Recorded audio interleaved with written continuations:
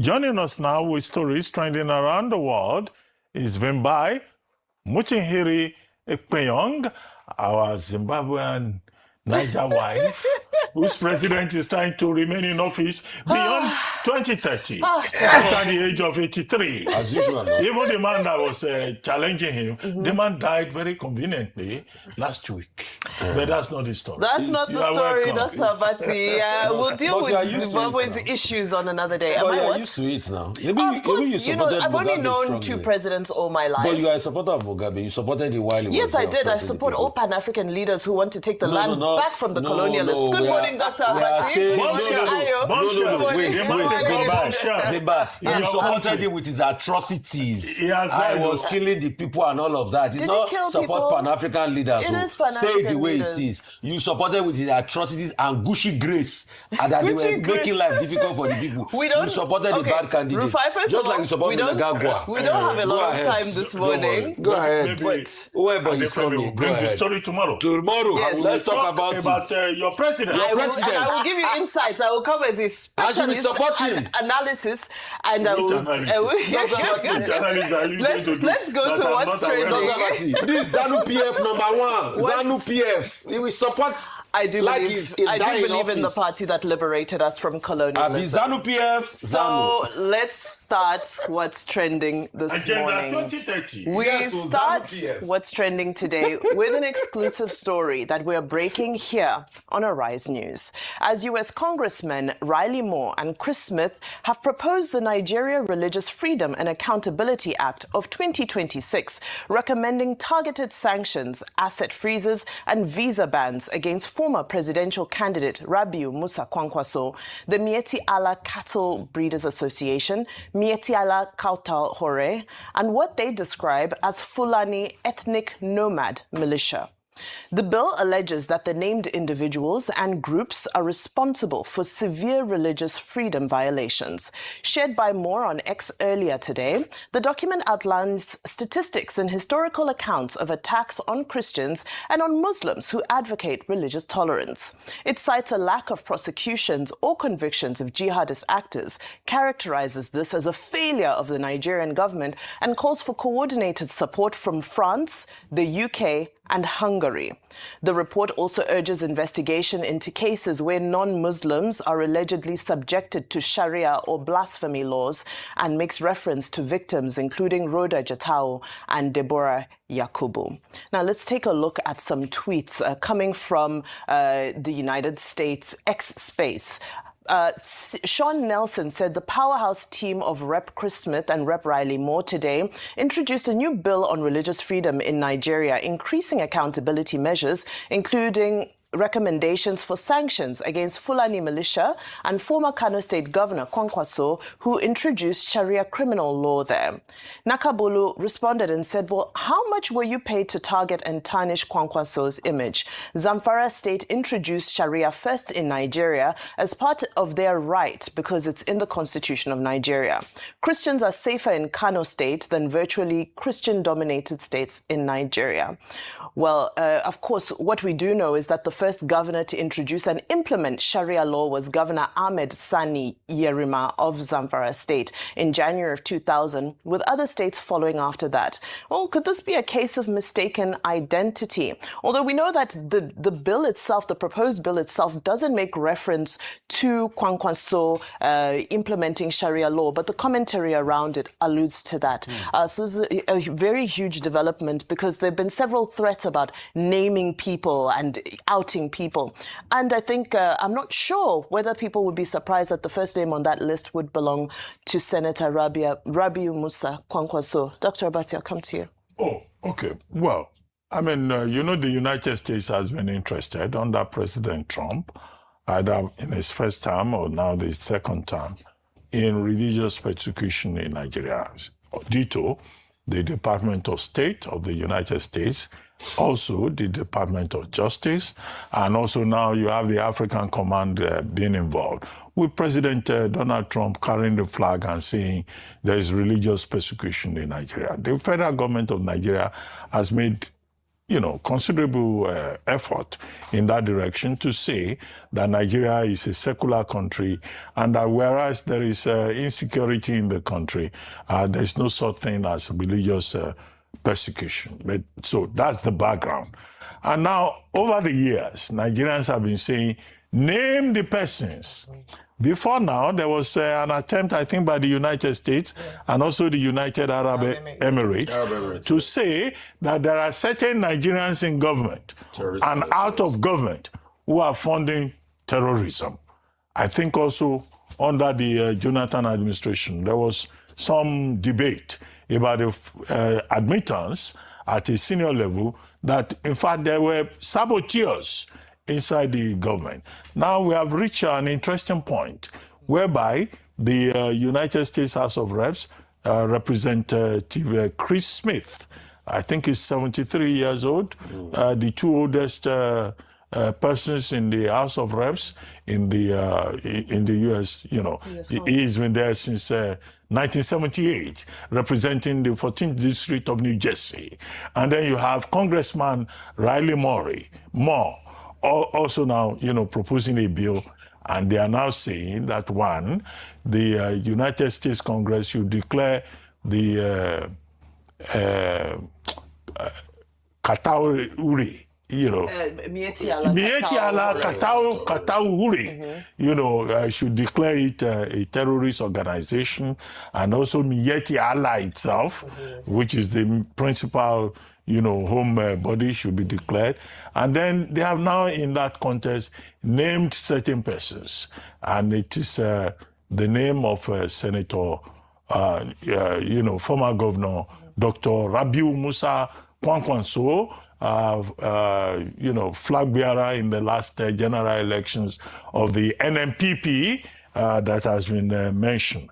And then Makban, there's a group called Mabgan. Fulani ethnic nomads have also been named. Well, this matter has to go before the Congress, and they've indicated penalties that such persons will be declared as terrorists. Such persons will not be allowed to go anywhere near the United States of America. So it's a developing story. The matter will still go to Congress. It will be debated.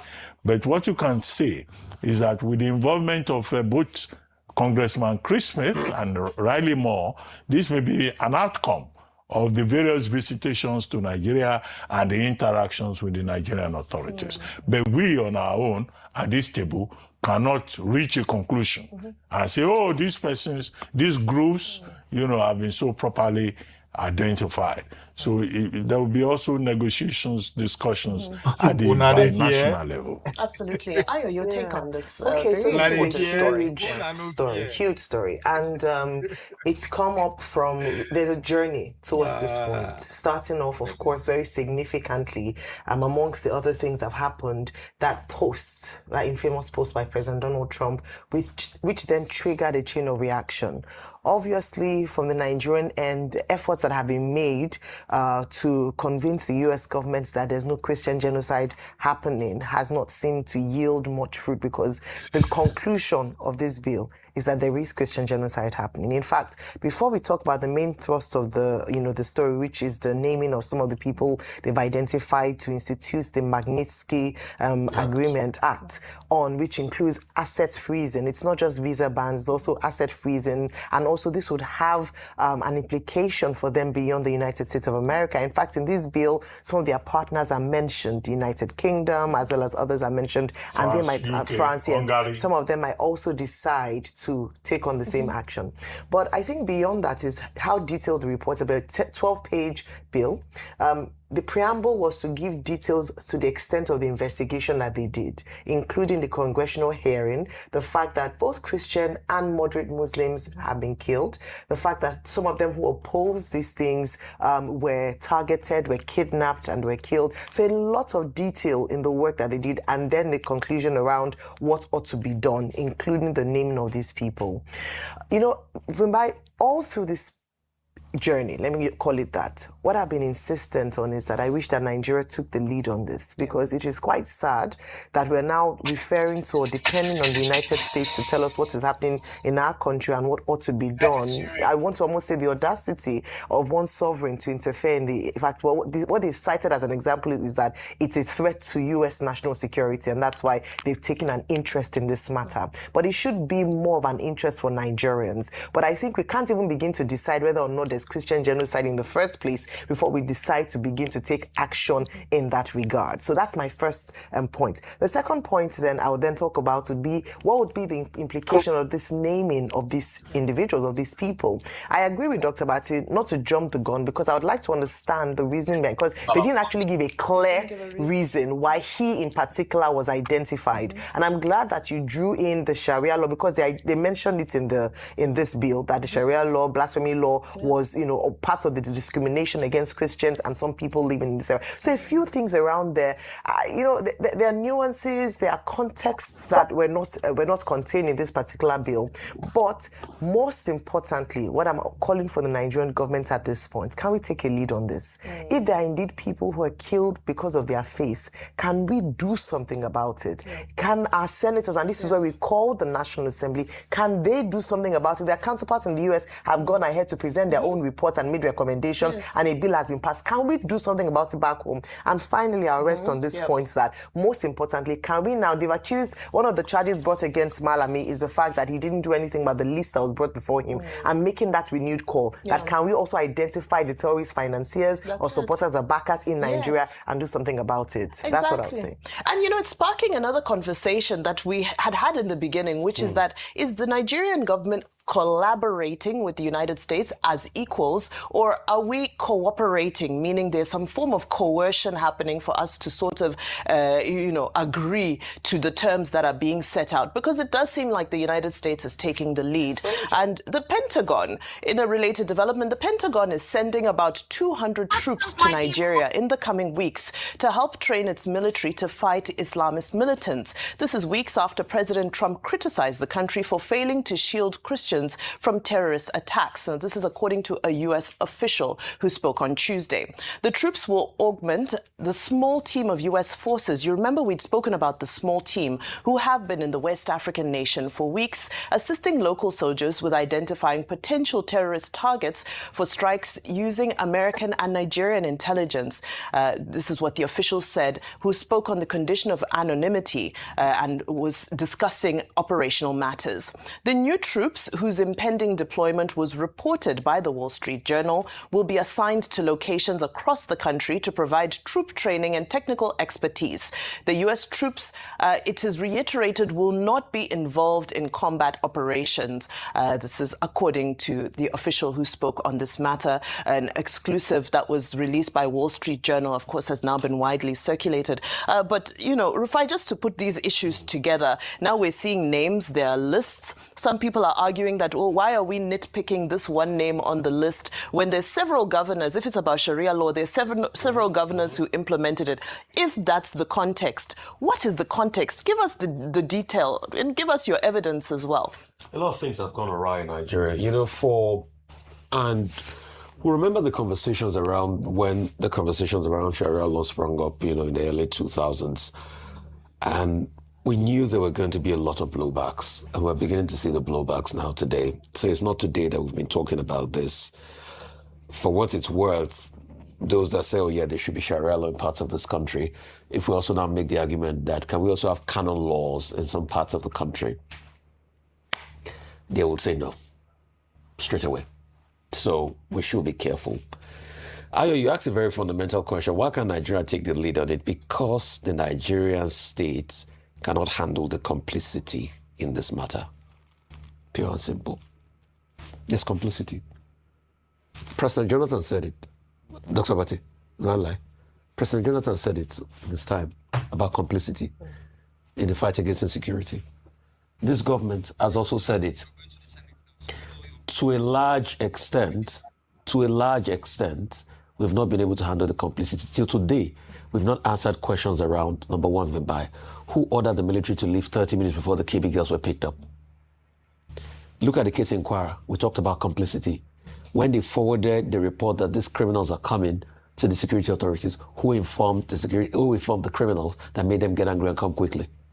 Complicity. Secondly, it's because of that complicity too that after the UAE released that list of terrorist financiers, the government can't go after them. So if you have a case of complicity, America will come and write your narrative for you. That's what's happening. It's not that we can't solve the problem of insecurity, but we are not bold enough to solve the problem of complicity. I mean, this was the same country that fought Mitisani in the 80s. So we are not bold enough to fight the complicity that has gone into every single architecture. That's why Americans are taking the lead. And you can never be equals with America. Vimbai, American defense budget is over 800 billion. That's 4 times our national GDP. Well, I believe that reactions will continue to come in and this conversation will move forward as this is a huge development with regards to our insecurity issues and relations with the United States. Now, let's move over to the Senate, where social media has been a hive of activity.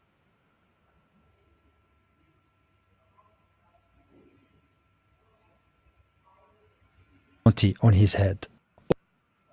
Less than a year ago, he was a wanted man, labeled a terrorist, known by his alias Abu Muhammad al-Julani, and with a $10 million bounty on his head. All of that is now a thing of the past. Today, Ahmed Shara is president of Syria and is being officially received at the White House by none other than the president of the same country that was seeking to arrest him. The change might seem brisk, but Shara's transformation has long been in the making.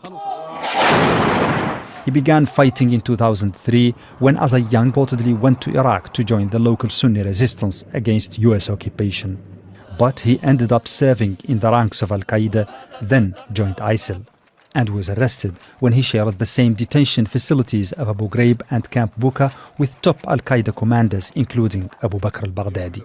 After his release in 2011, Shara moved back to Syria, where he joined Al-Qaeda-linked Hayat Tahrir al-Sham to fight against the regime of Bashar al-Assad. فقد قررنا إلغاء العمل باسم جبهة النصرة.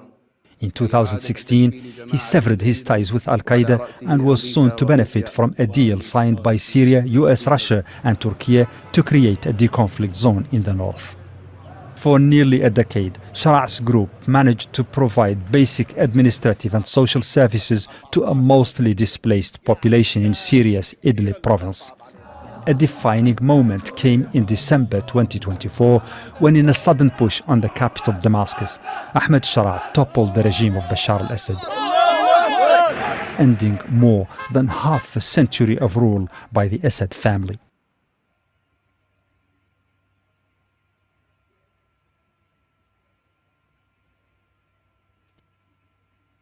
Not only met him in Riyadh, but he even had some words of praise for him. How did you find the Syrian president? Great. I think very good. Young, attractive guy, tough guy. You know, strong pass. Very strong pass fighter.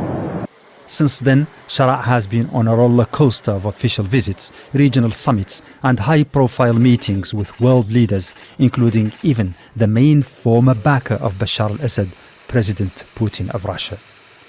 The dramatic reversal in Shara's status from an Al-Qaeda commander with a US bounty on his head to a president and a guest of honor at the White House is simply unprecedented. Mohammed Val, Al Jazeera. Don't miss out.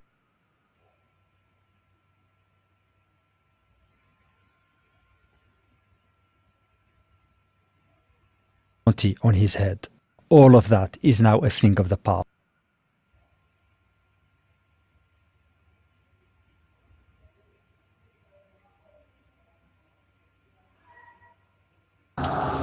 Mr. James, good morning.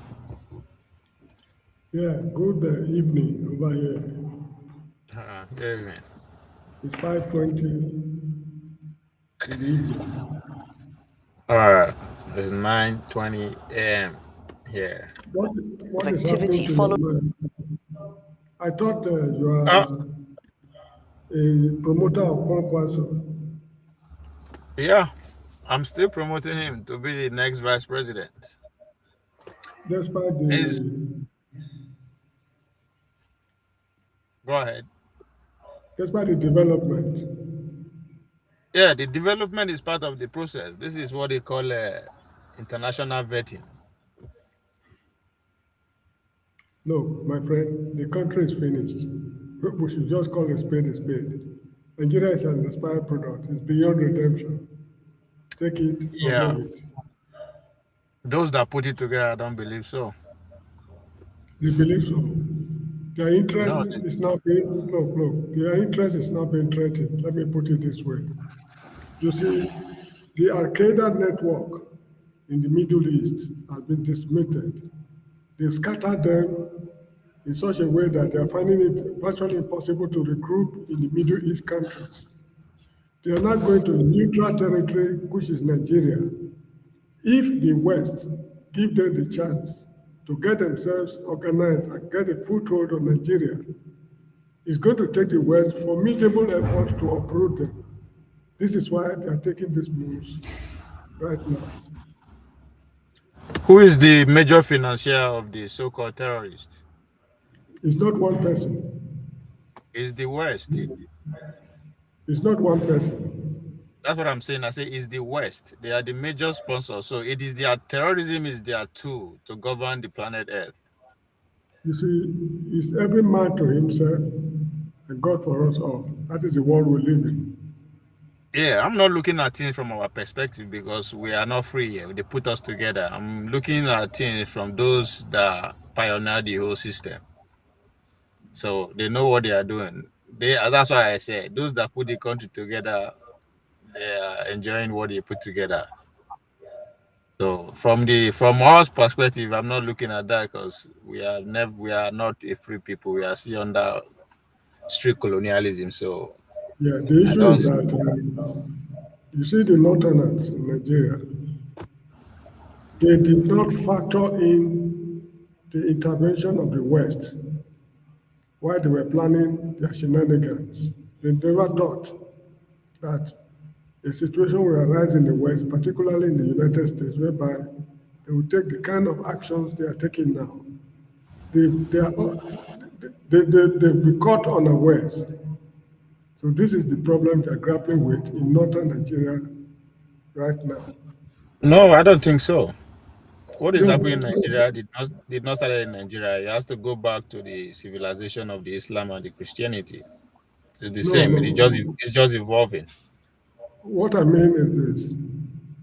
About 5-10 years ago, while they were declaring Sharia and Maitasini and what have you, the West did not show any remarkable interest in what is going on.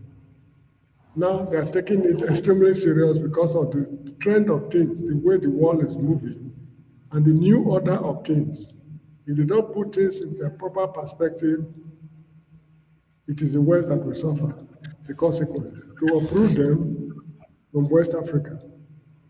Mr. James, I think you are looking at things that is developing as if it just started happening. When the British Navy touched down in Lagos in 1851, and subsequently following years they conquered Lagos. Do you know who they recruited to be the constable in Lagos? The North. I'm talking about 1861. So you are looking at things as if the things are just, no. They knew the fight for that territory was between the two civilizations. One is coming from the north, while one is coming from the south. So it's not that they don't know that it's good. But Mr. James, hold on. Because you are selecting history. What led to the Sharia law was the threat to their power. Before 1988, it was the military that are in charge and is heavily favored the North. So going to full democracy, coming in Obasanjo, they felt threatened that their power is being swept away. So the idea of Sharia law come into place. And as far as I'm concerned, it's successful because it's been practically going for over a decade. So you are looking at the fight that you are looking at the difficulty they are experiencing now. Don't look at it from that angle. Look at it, how far have they come? So this will also pass. They are the only group of people in the country that have a mission. Nobody else has. So we need to recognize that part. So the idea that they don't know the West will come is being disingenuous. This is a fight that has preceded Nigeria. It's just evolving, metamorphosing. So that's why I pray that the Syria guy.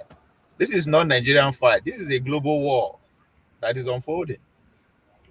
So just because they say this person is a terrorist, it doesn't matter. Buhari was also named as a terrorist. That's not the matter. It's a vetting process. It's a bargaining process too. They know what they want. If they find who is going to give in, so be it. So you don't look at it from civil. This is a Hausa man fight or Fulani fight. This is beyond that. Nigeria is not our own. Those that put it together know how they are running it. Go ahead. Yeah, let's be watching the drama as it unfolds. Yeah, so this is a battle of how the guys, the two House of Rep in America who are pushing the narrative, they are just working for their re-election. In America, you need money to get re-elected. So, and it's all about interest. They find financial from the evangelical groups in America. Of course, that's what you're going to see. I would do the same thing too if I'm a politician here in America. So the other senator from Texas is the same thing. So this is politics at the highest level. It's a bargaining chip. So the Americans are aiming two things. They are good. They are working. They are trying, not necessarily.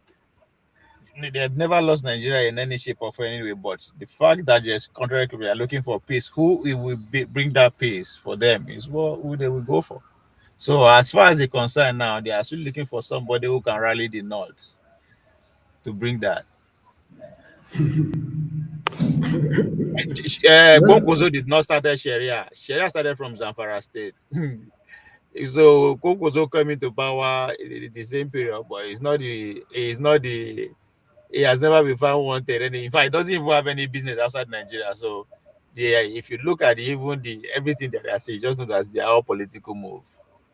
Kwankwaso is the least person they will want to go after if they actually want to stop Sharia law. They know where the Sharia law bedroom is. All the 18 states, they are the same. So they are potential. They are looking for potential who can bring peace within that region. That's what this game is about. America have 200 soldiers on the ground as we speak. 200. I was able to get only 200. They have 200 men already on ground. That is what they told you and me. No, it can only grow bigger.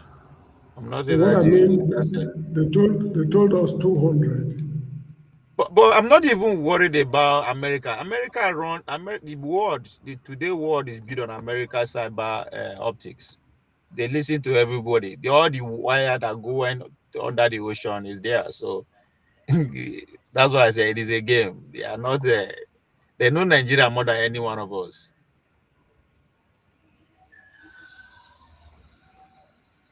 But again, it is they also have equal fight coming from the Islamic world. They also have interest. They have the number. They have 19 states. So it's negotiation in progress. You think so? I know so. It's okay. So let's keep our fingers crossed. Yeah.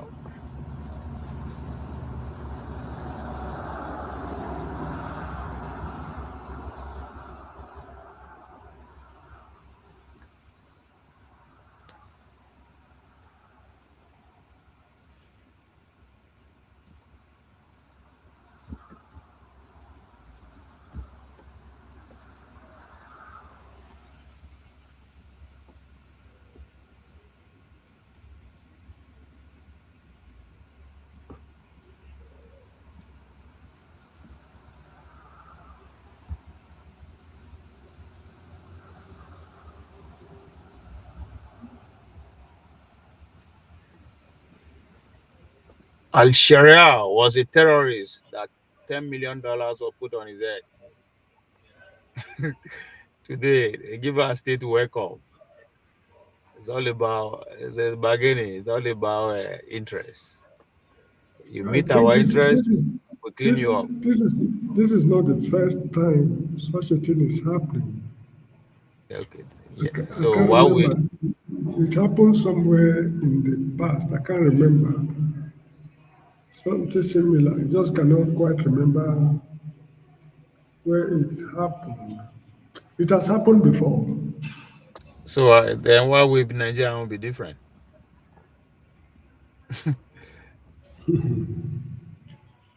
They don't care about we I think we are mistaking their actions, their presence for our own well-being. Nobody cares about us. And I think that's what we are getting us squared up. Nobody cares about us. You have to care about ourselves. They are just doing what we favor them. They don't actually care. I think that's where we Nigerians are getting it all twisted, as if they actually care. But no, it doesn't matter. If all the leaders become stubborn, they'll wipe us out. That's not the. As a matter of fact, we are a stopping block to their interests. Nobody cares about anybody. They have their specific interests, and that's what they focus on. How they will get it, they will use every means in peace, in negotiation, in whatever. The last one is if you do anyhow, you get anyhow. America, in America, the elite, their view of life is totally different. In fact, the cities don't even know what is actually happening outside their own country. So if we think that our life will get better just because they are here or not, that's where we are getting it wrong. They are interested because they want their leverage to continue. It's a strategy.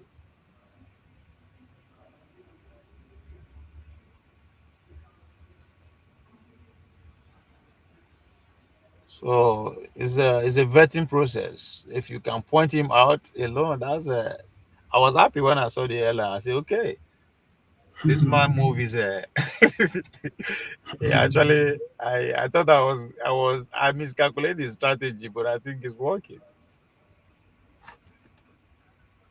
All you need to do is to align with US interests. But for me, a stable alliance with the current administration or promise specific security reform, and those sanctions will disappear overnight.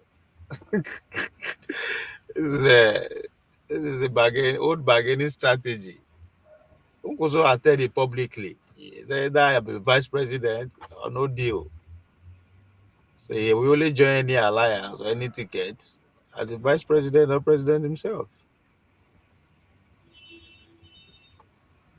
So why the United States, the State Department is because it's still a bill anyway, still a proposal, so it might not even get to. When the department officially say they stay neutral as far as it's concerned, that's how they pretend when it comes to every election. They will pretend to be neutral, but their interest is not is obvious. They signal preference for candidate anytime they want. Anyone who guarantee stability, and that stability of where their interest lies or whatever it is. So, as far as I'm concerned, if the State Department see Kwankwaso and Tinubu and Kwankwaso as the ticket that will prevent the northern instability and combat the rise of radicalism, why not? They will easily rehabilitate every image within a matter of weeks. So, it's not. The Americans today, they are ready to make deal. Make deal first. Now, when you didn't stop, they'll put fire for your head. Yeah, they don't have time. So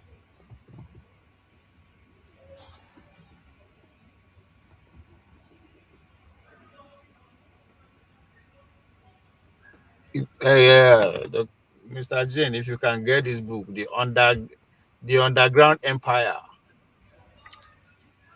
I've got too much on my plate at the moment. Yeah, you will understand why they are weaponizing the world economy. I've got too much on my plate. I said I've got too much on my plate. I cannot add more to it.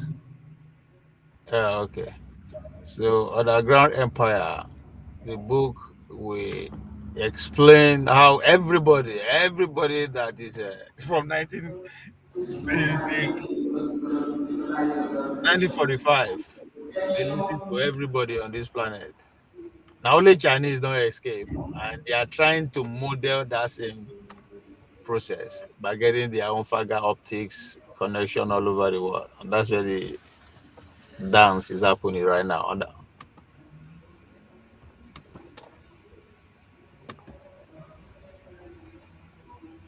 So this vetting process is a classical, as you said, an old strategy. It's a classical pattern in foreign policy.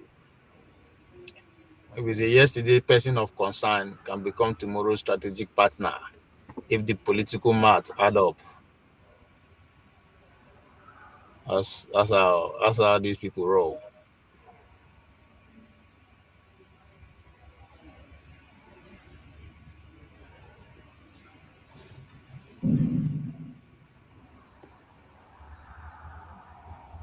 To turn a person of strategic concern into strategic partner overnight is what they are built for. This Al-Shara model now is a classic one. From 10 million bounty on Sharia to a state welcome in DC. You can't make that up.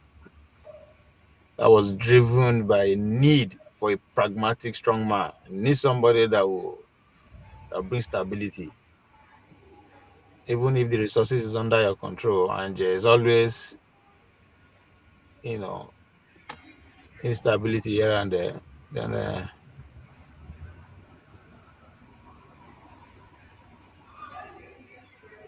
Kwankwaso play politive and ignore the West, and that's why I kind of see him as one man that even though he paraded himself like every one of them, his action different. Now only him decide to just focus on China, Turkey, and ignore the West in terms of wherein they draw.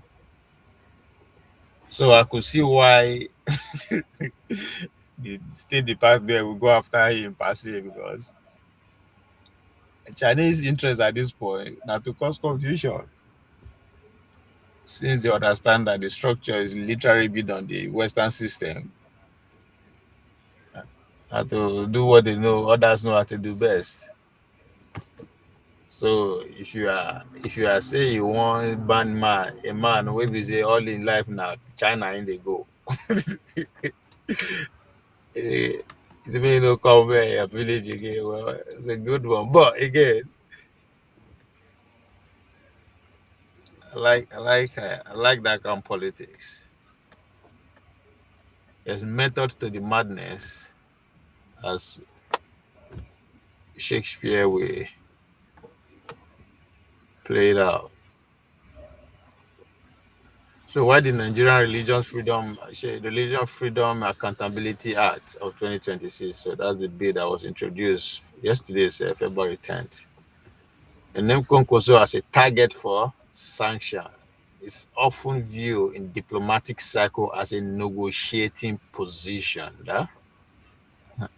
Act of the deal, as the book that Trump wrote, and is literally carrying out the act of the deal. So it's in the State Department is trying to put itself in a negotiating position by holding the threat of sanction over a powerful northern leader, like Kwankwaso. So by so doing, they will gain a significant leverage to influence his policy. It's as simple as that. Oh, his choice of running mates is a classical one. The Christian need to do better. It's like they are losing the narrative. The Christian want a Muslim vice running mate, and they put the book on Christian genocide. It worked. I would say it works. It's working, but the counter narrative is strong. So Okay, this is how it went, right? Christian started by getting 1-0 by successfully getting the Trump to declare Nigeria as a country of particular concern. That's 1-0 on the Muslim side. And still, it's like they noticed that the Muslim are now they're working out to level the score. And they fire rockets. Blah, blah, blah, blah. That's 2-0. They say, what are we going to do?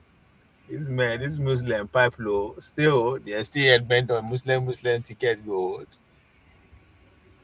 And Bola Tinubu visited his allies, his links to DC. And by the time he come back, a big airline surfaced from New York Times that na fake news pretty much. And that's a big point. From the Muslim angle, they almost level up with that point. Can be 2-1, followed by Remi Tinubu appearing at the family dinner.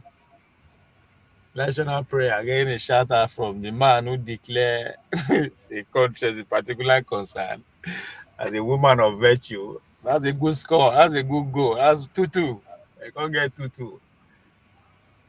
And the Christian community went back to their to their armory, look for another one. Boy, they get there. This time around, the person that they see as a potential threat to that Muslim Christian ticket, which is Kwankwaso. I thought they talk and say, "Come." That's why that they shout, say Kwankwaso get problem with his son, political son, or he's willing to be nah.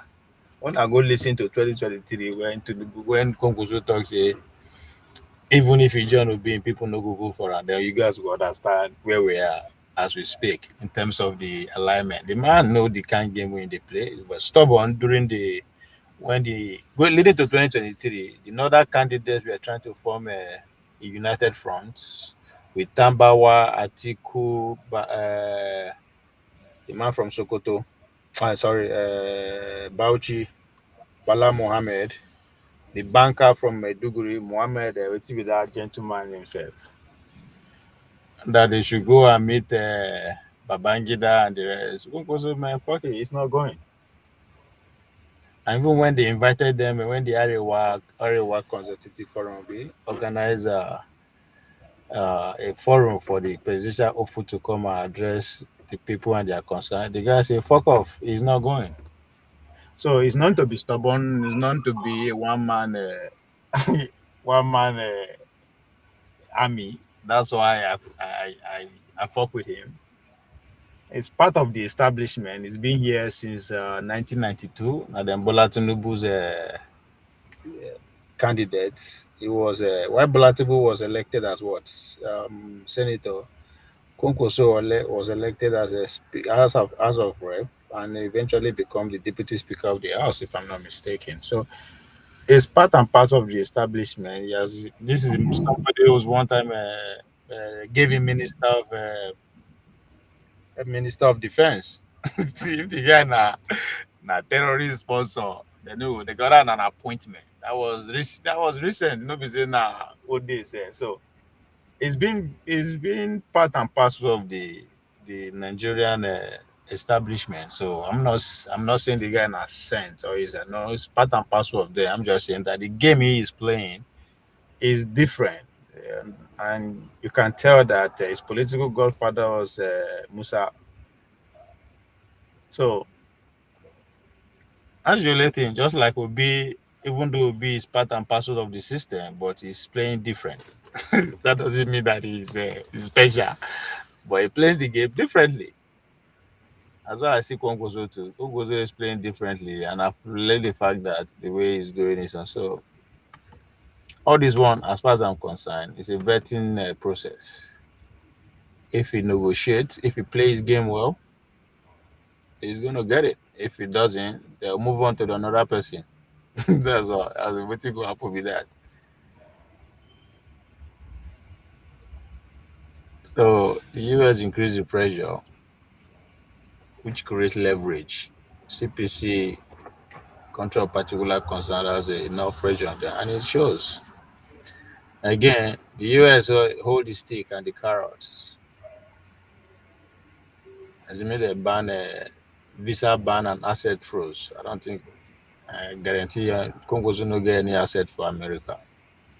But that doesn't mean that if you get asset for any of the European nation or any other country that America can easily slap around to implement the assertion that it's not going to happen. Again, what I also just discovered is that not just that they have 200 men on ground, but by the United States, they also came with they entered Abuja with 5.1 billion health and security package, $1.5 billion. So these people are not fucking around. They did not just go in with 200 men on ground. They also go with their cash for their health and security package. So as I speak. So that shows that the US is willing to offer massive support, which is, in this case, that's the carrots. While the sanction, the stick, are still being debated in Congress. The bill will go into effect if the negotiation fall flat. But Tinubu and Kwankwaso, that's a very good. Those are politicians to the core, so they will negotiate their. I don't believe they will fail in their negotiation. They will. That's the ticket to beat in 2027. So Kwankwaso is playing the diplomatic game as well, because he came out in late 2025 and publicly urged that the US to provide technical and surveillance support to Nigeria rather than just threats. That's my nigga, man.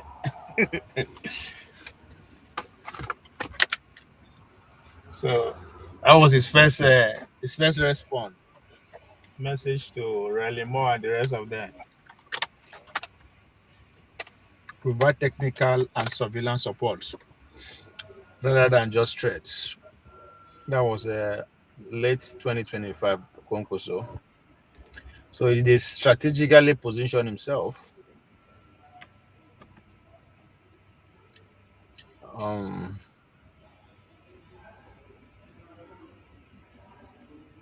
let me see how I say this.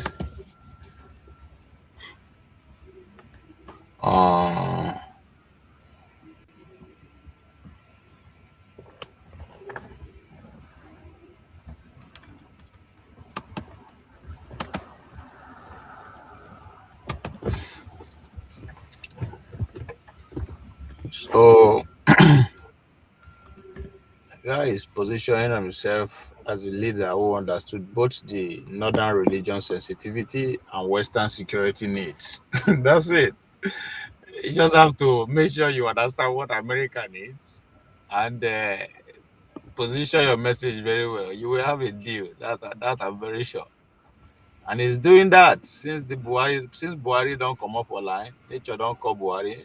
That leadership head is vacant. Atiku is doing everything he can, but the guy no is not religious enough.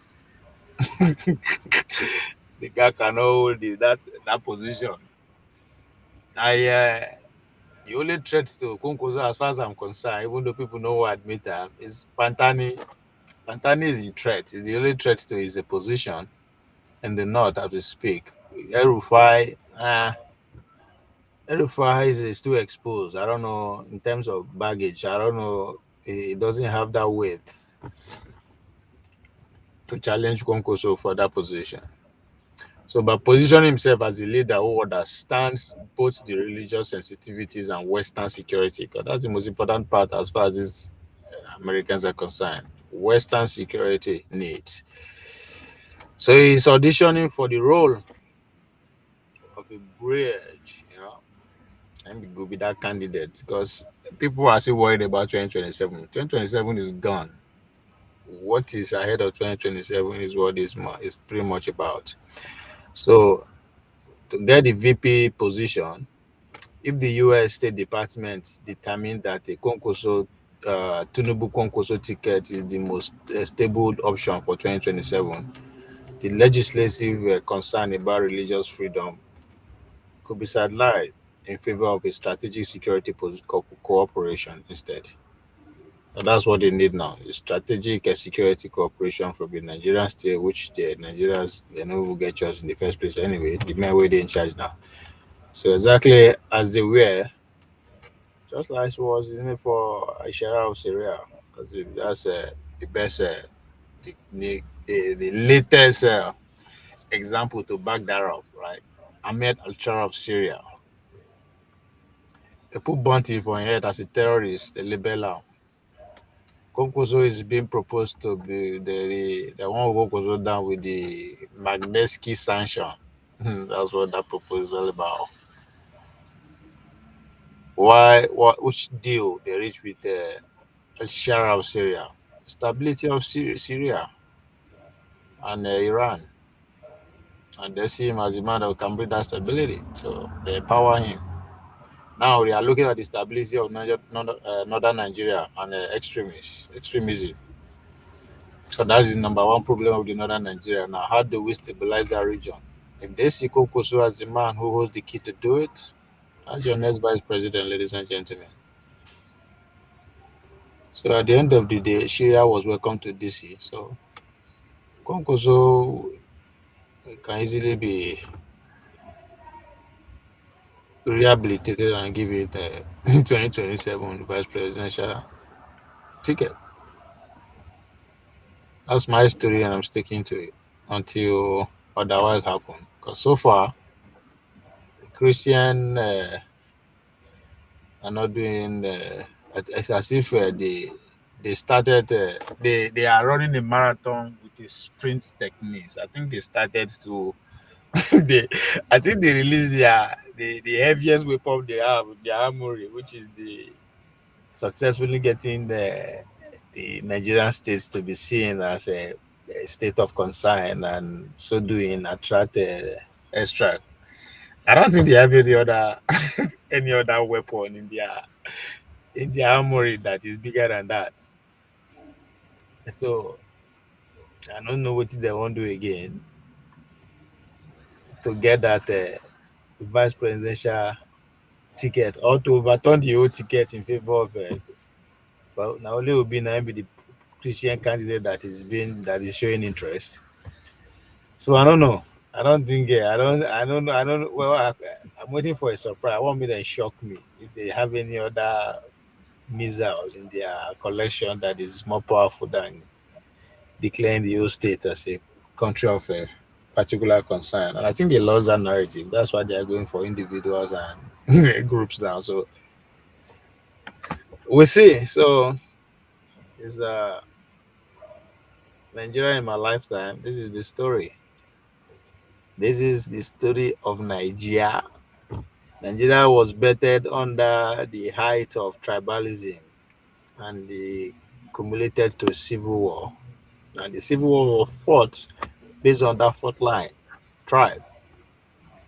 In my lifetime, the biggest war that Nigeria is experiencing is along a religious civilizational line, which is crazy. No be now why religion that we have the autonomy over it. We run as we want. We write the rules and regulation, the laws and everything. No, that's not the case.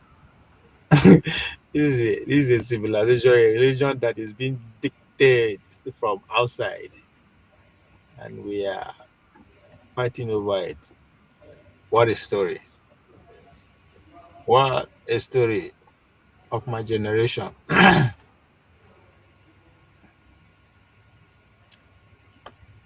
So, if Al-Shara, formerly the commander of that terrorist group in Syria, from most wanted terrorist to the president, meeting the U.S. leadership in the Oval Office, the ultimate proof that Kwankwaso is our next vice president.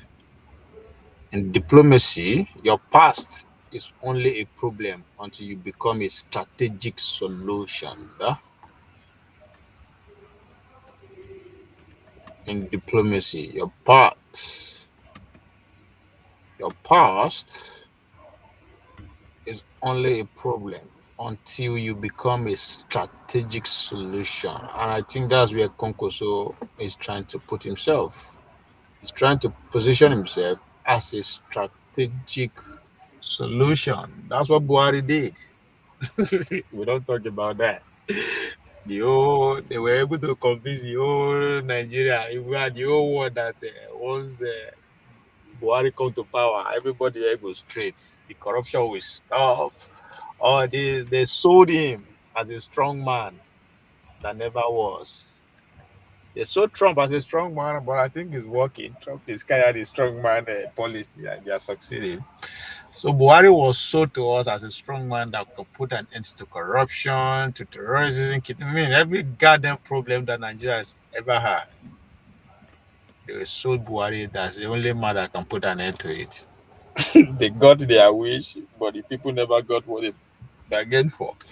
So, and that region in particular, in general, the whole country is still in chaos. So, Kwankwaso is positioning himself to be the man who is offering himself as the strategic solution. Because that's what people are not seeing. Now, Kanu, people never know say Kanu. How come Babu say Kanu? Boko Haram never enter Kanu for once. I think they try under his watch. They read them out. Well, maybe it has to do with that. Kanu now see the commercial center of not just the north but the country, so they cannot afford to allow that country happen. Maybe.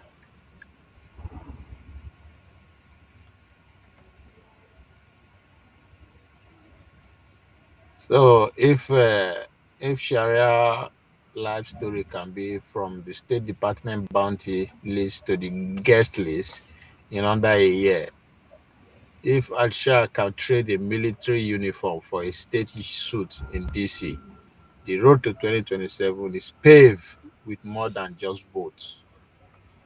It's paved with strategic necessity. Watch the leverage, not the headlines. That's pretty much it. So for America, 2023-27 is more than just what? Votes. I remember as in by this time, 2022, everywhere now, the celebrity have been mobilized to organize to vote out people to go and reserve for their votes. Obi was beginning to peak. I mean, you could tell that the American interest then was to to deceive everybody and bring Baba in. Baba is here. So 2027, as far as I'm concerned, the American interest here is not is more than just votes. It's a strategic necessity. And I think Kwankwaso understand that. He see that and he's trying to leverage himself. Which is what I expected for Obi to do. Go, come out, be a strong man. But the John, well, that's a conversation for another day.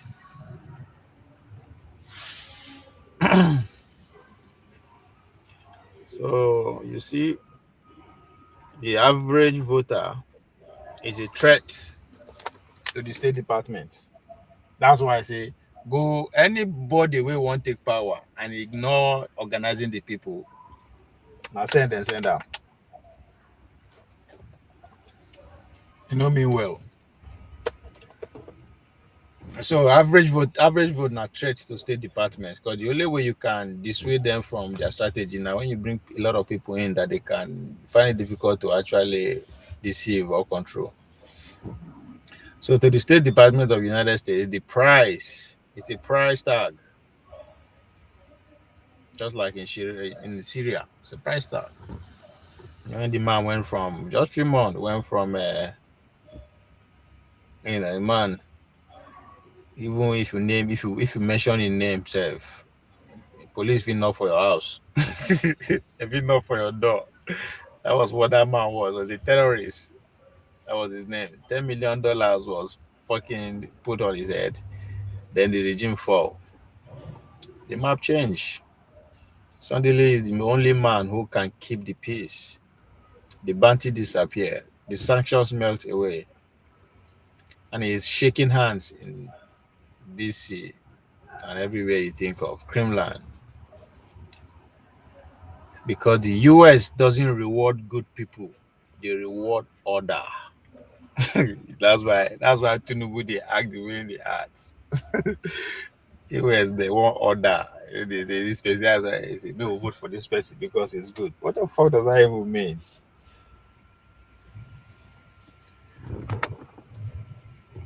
So, look at Nigeria. They have put Kwankwaso name on the bill. They don't recruit her. They are talking about sanctions and religious freedom. But ask yourself, why now?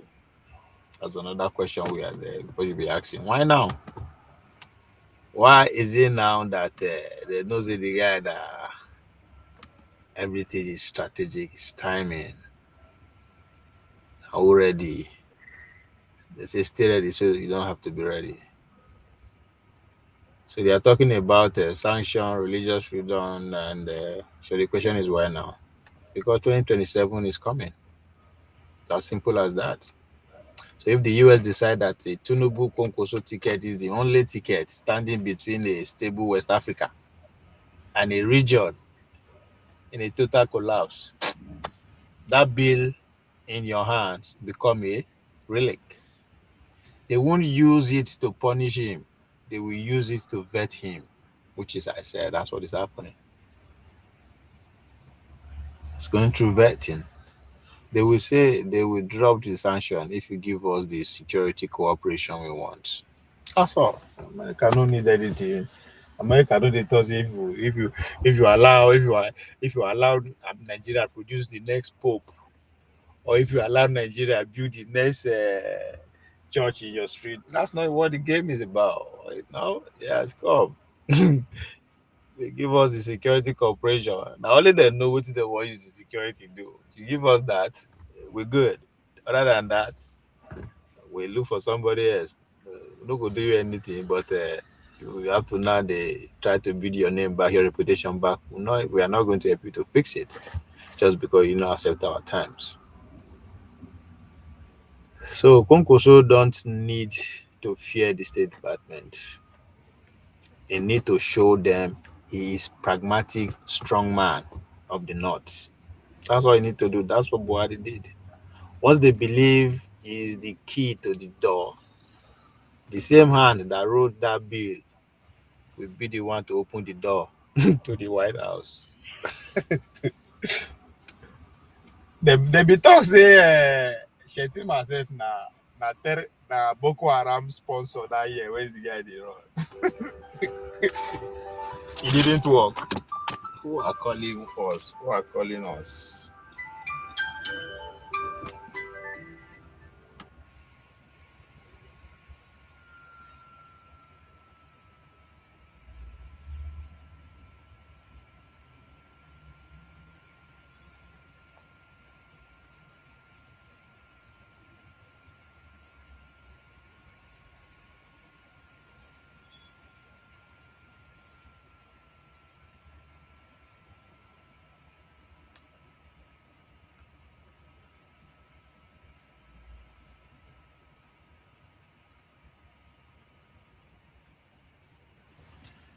Yep.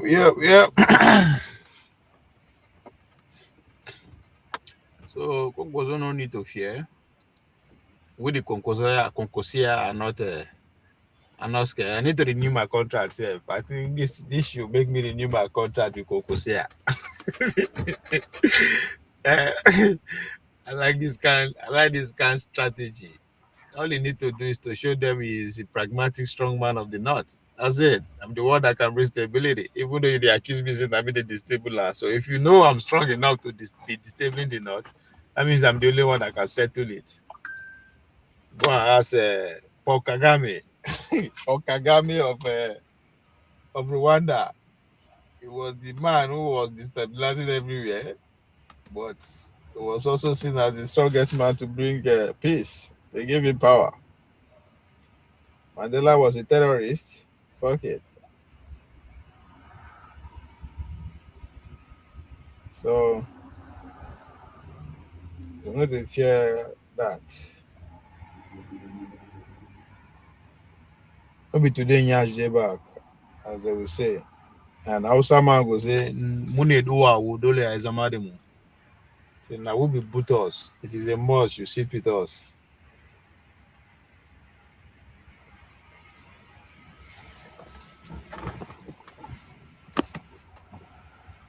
So once you can, show them that there is demand to stabilize that area, either you go feed do ammo, feed do ammo. You are applying for a job. Just prove it. Just show them say you feed do ammo. After all, Buhari said lie for his CV, they give her a job. Tinubu said lie, they give her a job. So go there and lie for your CV, and the job will be given to you. Life goes on. So what they believe is the key to the door. The same man, those same men, those same rally where they see, so they will stand by him side by side, take picture. Take picture, send out to them and they watch. So in this game, yesterday person of concern is tomorrow stabilization partner.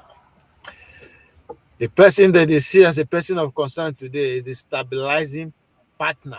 That's how the American system works. It's work for Al-Shura, it can work for the Red Cap movement. The Red Cap. That Red Cap, you only wear that for anything, for no reason. Yeah, so the Al-Shura now is officially dislisted in the list of the late 2025. Is no longer a terrorist. It now facilitates the Syria transition. So Kwankwaso leverage is right there. By naming him the Nigerian Religious Freedom Accountability Act of 2026, the US creates a hook. They can either pull him in as a partner or push him out as an adversary, depending on how he positions himself for the 2023-2027 tickets. That's it. It's power. It's about power and interest.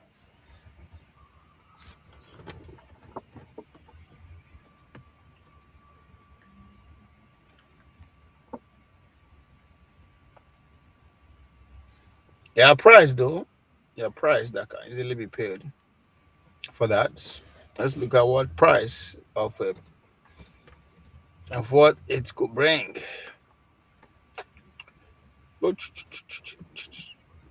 Kingmaker deal. So anybody out there that is worrying about this the bill, you guys worry about Kwankwaso, you should not, because in DC, the list of a sanctioned individual is like RSVP for negotiation. So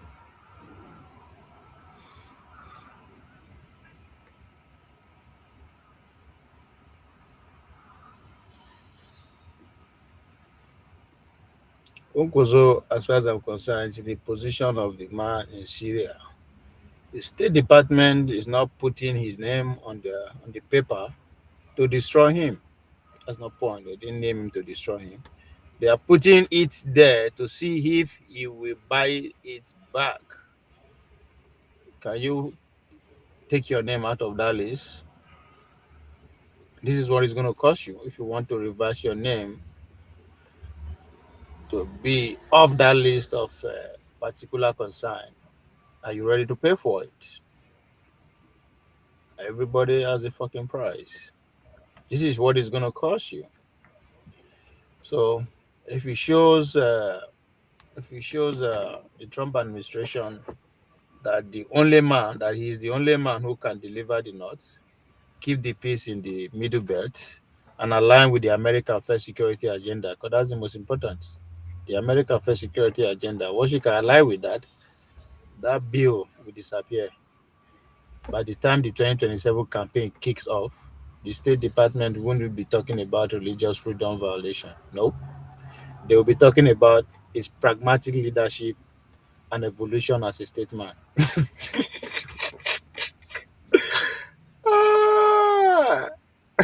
That's all right. Chuku, I will be that. Chuku, man, no destroy your name. No verse. One singling out only Kwankwaso. The project is one-sided. If they choose to be sincere, they will be bold to release the name fully. No, now only Kwankwaso they release. Kwankwaso, they are singling him out because he is qualified to be vice president and to be president of the country. So now vetting, they are as they single him out so now. Now he go sell in negotiating team, go meet and say, come, what's the problem? What is your problem? What do you guys want? They will tell him what they want. And it's either for him to say, okay, I'm in or out. If he's in, he's your next vice president. If he said he cannot do that, I can't compromise all this, they free him. They just free, all forget that. He go come the fight to say he no be, what they say he be. Just like Erufa, as they carry Erufa go National Assembly Abuja, dump and there in front of the whole world. No be every day now in the fight, say no do anything. So that's how this game works. So they single him out for a reason, and that reason, as I said, is for bargaining. Bargaining chips. It's a game. Not be the same man they carry go. They invite and go Chatham House. And we don't forget he's one of the it's one of them. He was in Chatham House. He spoke, you know. When he announced his credential to the world as a PhD holder, that Obi is a trader, Obi there when gaga. So it's still the same man. It's not the man no change all of a sudden. They are a part of them, and then bring them up. And then trade out.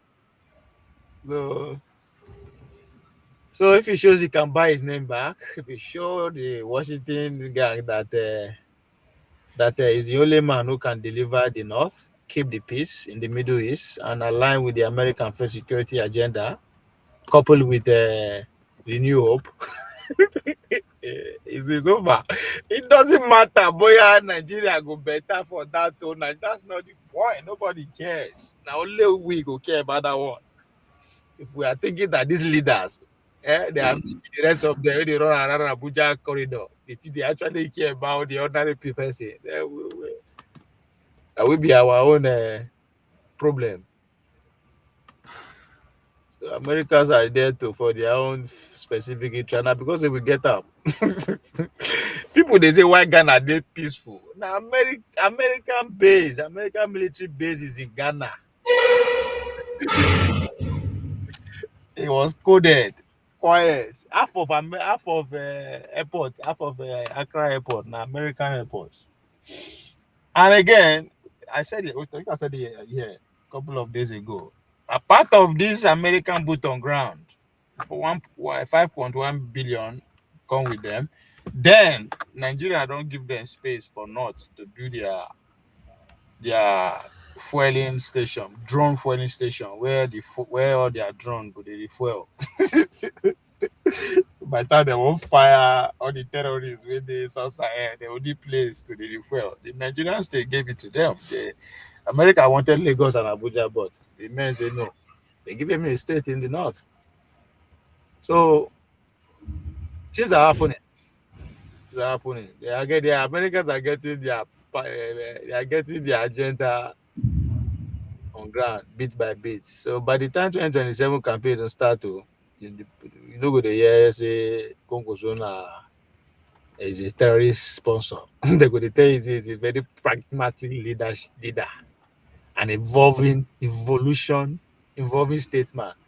So that red cap with the wear so is not a target, it is the crown in waiting.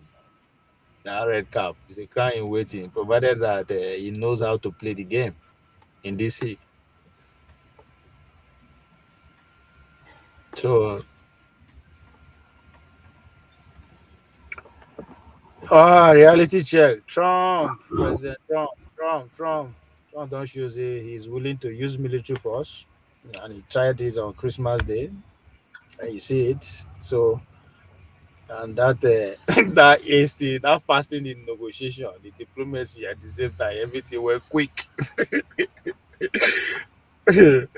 So the goal is that the US want a partner in Nigeria who can stop the genocide of Christians while maintaining a stable pro-Western government. That's it. That's it. All this una Chinese way una they do so. Mona pause. That's exactly what they are saying. Under Buhari administration, the Chinese people come heavy. They invested heavily. So the Americans are looking for people who will keep far from them. And if Kwankwaso is the man who the northern leader can rally around, it's over. It's over. So if you can promise that Christian genocide will not be the thing again, and you are going to be all American, just like me. I'm 3 times all American, by the way.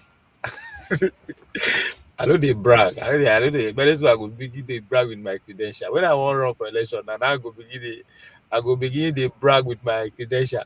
Where is Asa? Asa come try to make me see the cities from the Chinese angle and from the Islamic angle. This man, you don't know, say in America, I get I'm 3 times all American. If you're a college sport athlete, you understand what I mean.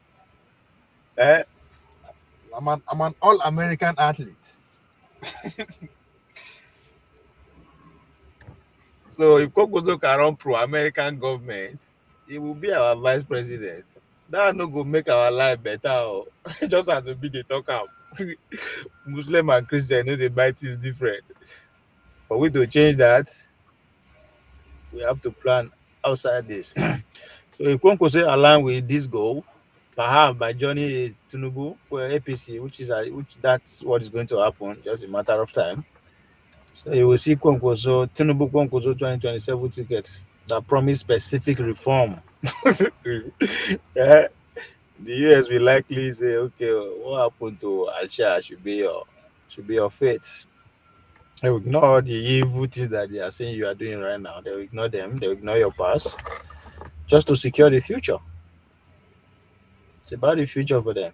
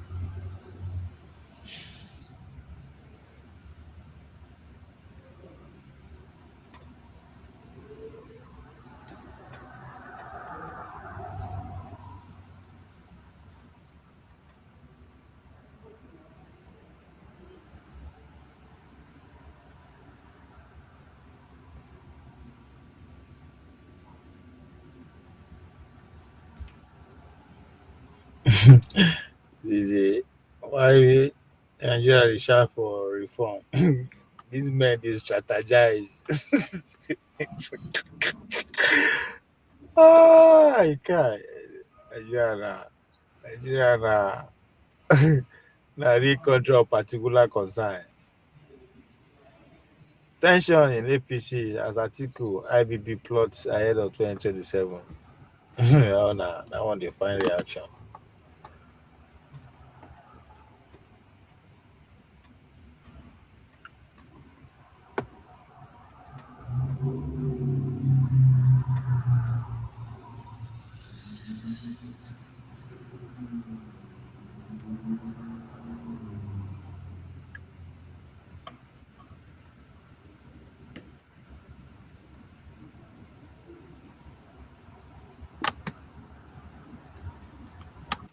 a huge outcry about this matter, and it does look like the Senate is particularly unpopular on this particular matter. A lot of people are angry about that with that institution. No, Mr. Shehu, you know, I'm not worried, and we are not worried. We are not even intimidated, and then we shouldn't be intimidated, because lawmaking is not a comical convenience.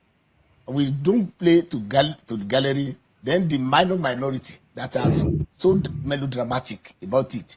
So we don't look at them to make laws, because crucibles of lawmaking is not just something like eating amala and we do.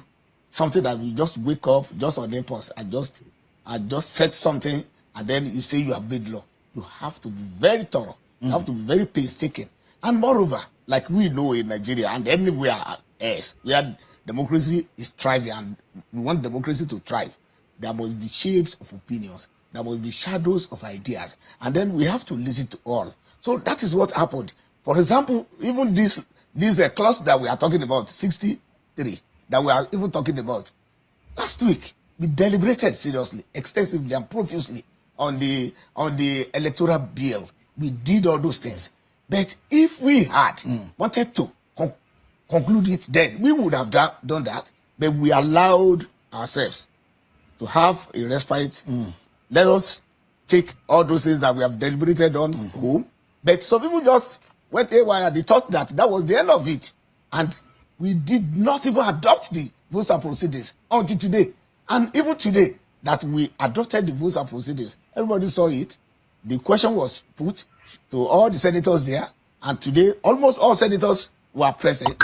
And then, after the question was put, everybody said yes to the provision that we have. Senator, that just for a moment.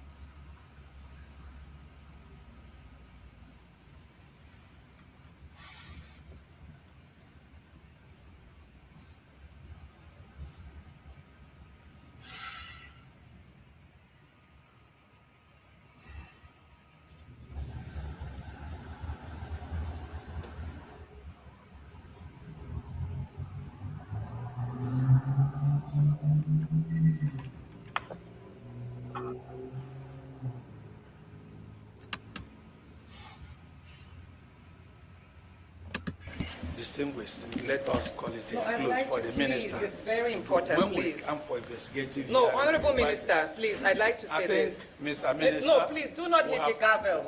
I still have something to say, and I think you should respect me enough. Please don't do that. I've given you respect. No, that's not it. Mr. Minister, your time Mr. Chairman. is up. Thank you. Then that's fine. You are I to think wait. you disrespected me more than enough. No. On this, no, you can't do this to me. You can't. You spoke up. Minister, well, before we get to close this... Where is Senator Nashata they go? I doubt if she will come back. The oversight... Those men go gang a base, man. They go spend money. Should not exceed this quarter. They're not going to bring her come back. Place. Shouldn't by any reason, even if there's war going on in Ajokuta, we want to be there. That's one. Two, the issue of, if you Google, you check other countries, gold is even under steel. It's under steel development. We have given you from different countries. I brought it sometime. It's under steel. So there is absolutely unfounded for Nyamko to go over to solid mineral. What is required is the request we have made to work together and provide idea how Ajaokuta will be run and will have a first lift in this country. In that aspect, by the time we come out with ideas, you can now look for money, whether from intervention or service-wide vote and all the rest of that, it will be approved. And when we work together, we can also press that this ministry, their votes, or the agency itself, be increased adequately the way it will. Because before government will do that, they will have reasons. Because you don't have done this there, whom you bring paper, they will just sign. It's by working together, we provide them adequate reason, compelling reason, why they must do that. And when you provide compelling reasons, it's a goal. That of solid mineral, yes, it was done. Human beings came together and said, no, this is too meager. This aspect, this is what we can raise from solid minerals. And that was carried. So please look in that direction.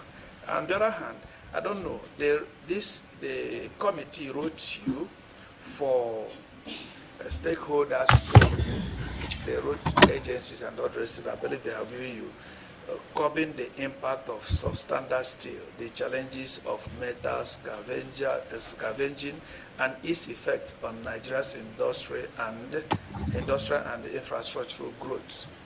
So we believe that you give them audience and pay attention to them. And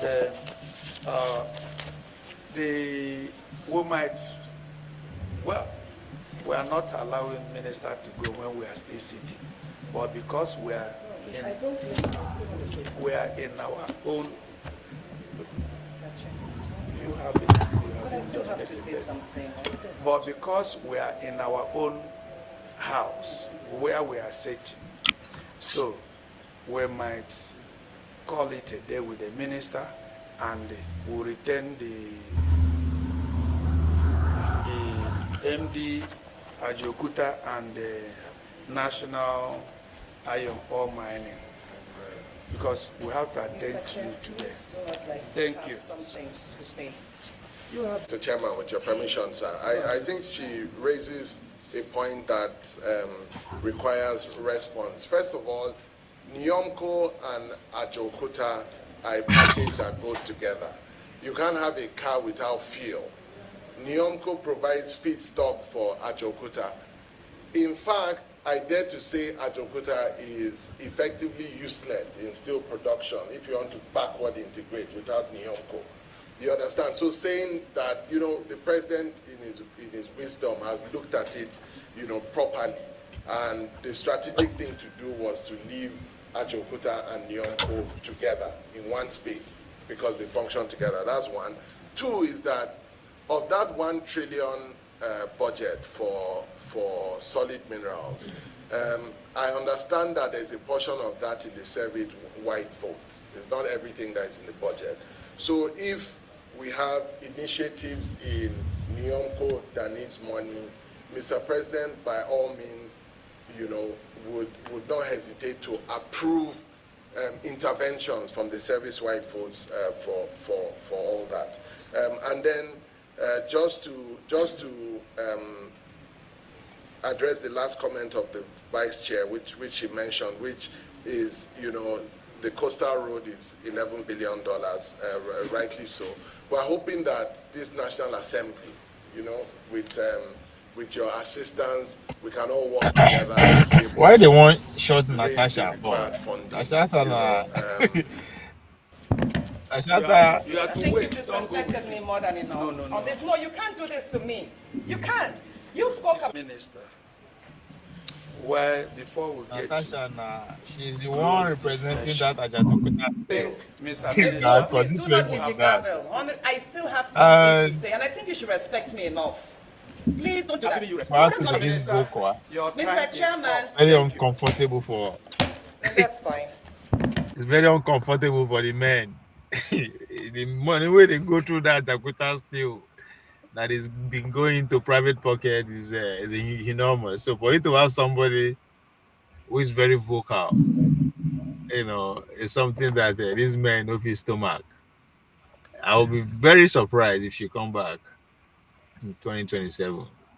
They did well. She might come back because they don't even want her to be here in the first place. They did everything they could, but she defeated the process and she got herself in. Now, the way she did give these men run for their money, I don't think they want to.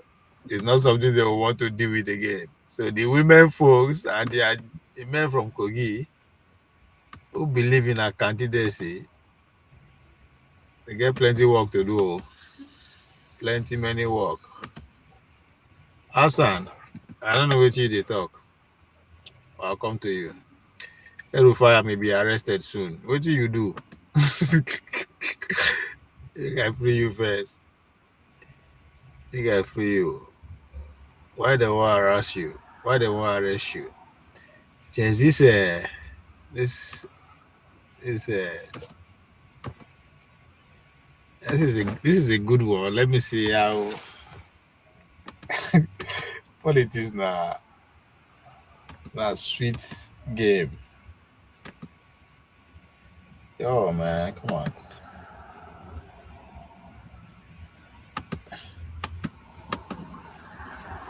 Hey, for real? What's going on?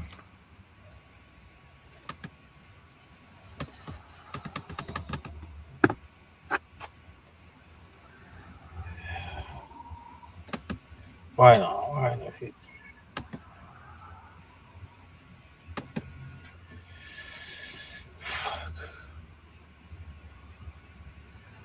Why?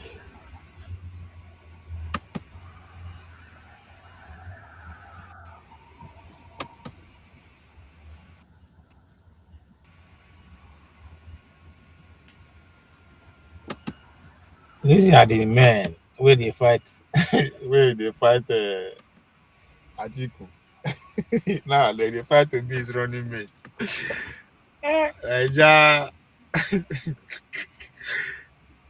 When they send men for street, whether they shout voter electric transmission, then they jump for position.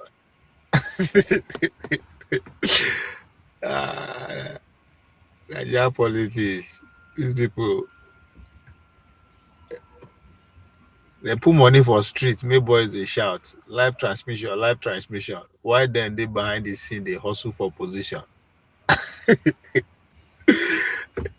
It was among the 5 governors that killed Atiku's PDP dream. Now he wants to be his running mate. Isn't that sweet? Former Ekiti State Governor Ayo Fayoshi has accused Governor Seyi Makinde of Oyo State of plotting to be the running mate of former Vice President Atiku Abubakar in the African Democratic Congress. Amechi, who is going to take it? they go wound for that place. So Fayoshi was reacting to a meeting held on Tuesday in Niger State between Atiku Makinde and former head of state Ibrahim Babangida. That's really this is not a conspiracy because Makinde they fight Atiku. That's our last election. Now the two of them are meeting in the presence of Godfather. That's interesting development. In a statement on Wednesday, the Ekiti former governor said Makinde promised to divide the vote of President Bola Ahmed Tinubu in the southwest and also deliver Rivers State vote for Atiku. Okay, this is laughable. Not because what he's saying that it cannot be done, but not by him. He doesn't have the political capital. According to Variety, Makinde said he will release 10 billion naira for the opposition party. They no go ask where and get the money from. Oyo people promising to make more fund available when campaign starts. Fayoshi said between Atiku and Makinde on the story of what happened in Mina yesterday. Wow. It is no longer news that the governor of Oyo State yesterday to hold a meeting with the former Vice President Atiku Abubakar. Venue and personality involved in the meeting was carefully chosen so as to ensure confidence and credibility. Who chose them? Consideration was given to the fact that Peter Obi will not accept to be Atiku running mate, and he won't also be acceptable to the North as Atiku's successor. See, the guy go finally go in your party. That I know. There's no, because it doesn't make sense. Also, Atiku is 70% certain of getting the ADC ticket. He put the party together for himself before. So I don't even know why people well, you have to create an hysteria over it anyway. Having ensured that the non-zoning of the party presidential ticket, Makinde agreed to join ADC on the condition that he will be handed the party VP vice presidential ticket as Atiku's running mate. This is expected to be presented to Atiku Inner Caucus for further discussion and ratification. That's I don't know. I don't know. I don't know. If Atiku go west, but that's the only thing he hasn't done. He has gone Obi, the heart of Southeast from Anambra. He's gone Ifeanyi Okowa, semi-Igbo from Delta State. Now, Atiku Amechi is on the list from Niger Delta, semi-Igbo, if you ask me. Now going out to the Yoruba, and it's Makinde. Makinde no get I don't know. Well, let's see if that's going to happen. Makinde offered to make available a sum of 10 billion to be released into trenches as his initial contribution toward what he called proper takeoff of the ADC and make additional fund available when campaign begins. How much Amechi will bring about? The governor also assumed that for the ADC primary, he will deliver the Southwest delegates and use the influence of wife who is from River State to secure delegate vote in the South. Oh, Nigerian wife will come. Okay, makes sense. He posited that for the general election, using him to divide the Southwest vote will give the ADC the needed advantage. They would rather treat him as a spy rather than somebody who's serious.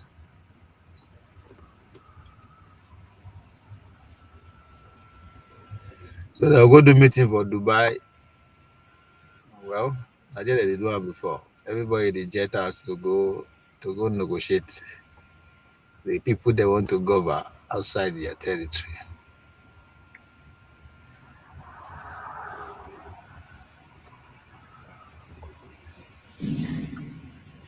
May Obi go, make rule clear. Obi go, may go join the party where we give tickets. Let's go.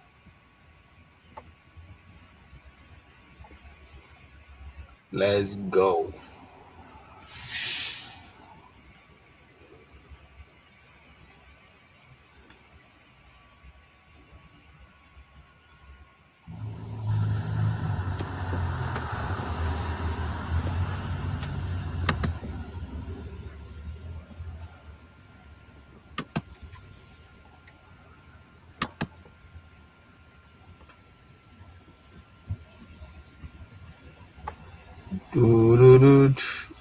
It's in Bashir they talk.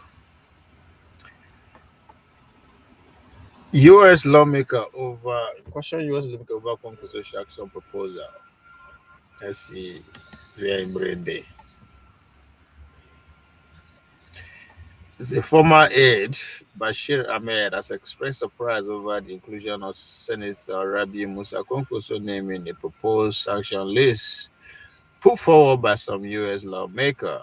In an expose on Wednesday, said he found it difficult to understand why the former Kano State governor and ex-minister of defense was being linked to terrorism or religious intolerance.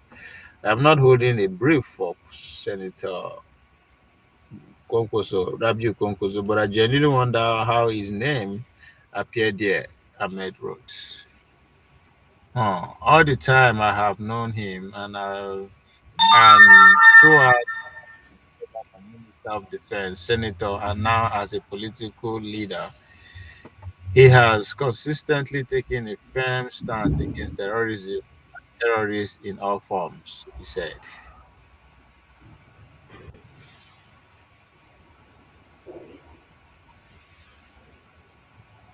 Let me see. Maybe I even go see what is that they talk for X.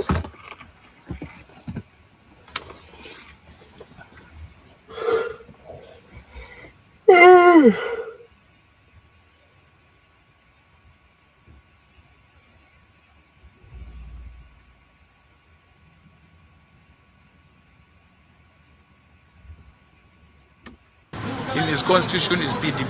We have no zoning provision in the ADC's constitution. In fact, the only party that has zoning in his constitution is PDP. Is it the first time that you are seeing me here? Certainly not. I have always come here to pay my respects.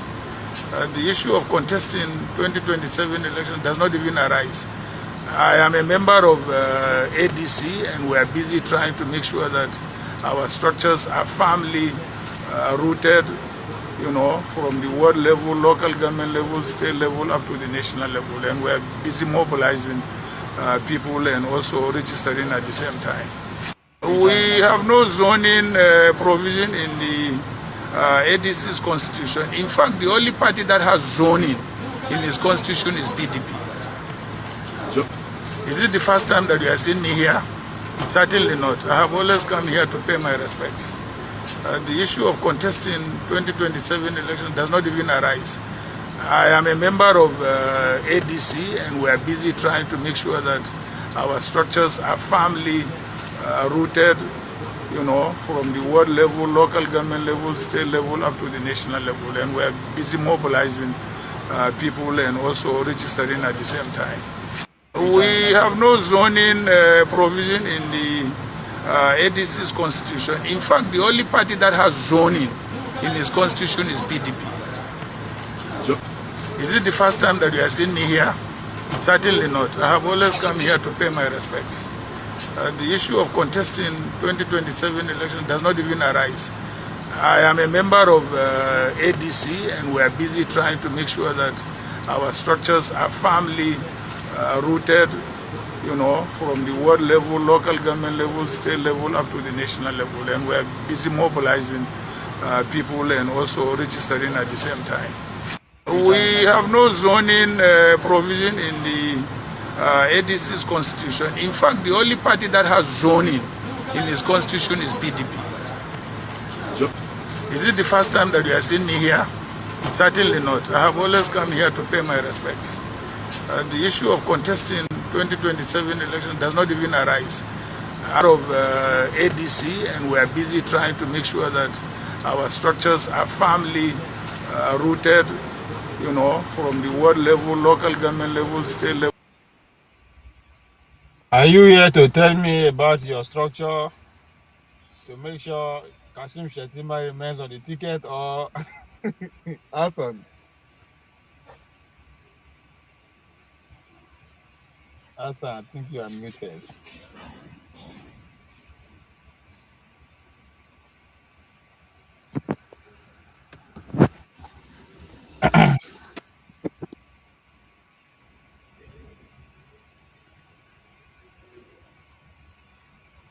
Hassan.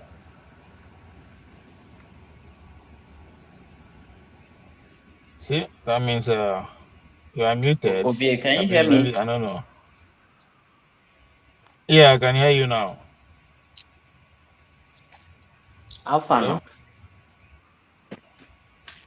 I say, what's the strategy to keep your man on the ticket? Because I'm coming with my man. Oh.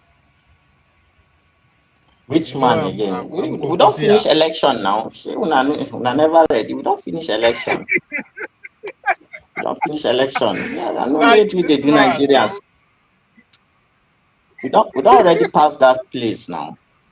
Which election? Why which election? Are you talking about election don't finish now? I'm talking about you are talking about 2023. I'm talking about you are talking about 2023. I'm talking about 2027. Tinubu and Kwankwaso. You are talking about which election are you talking about? Yes, now 2027 now. You don't finish now. Right. Don't finish. So No, tell me. Show me, Really? show me the handwriting. I think.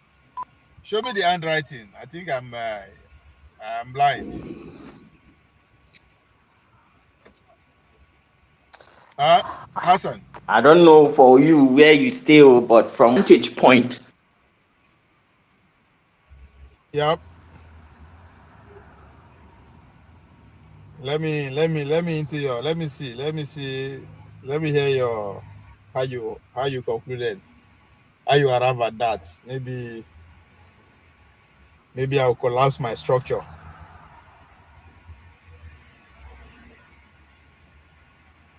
You hear me? Can you hear me?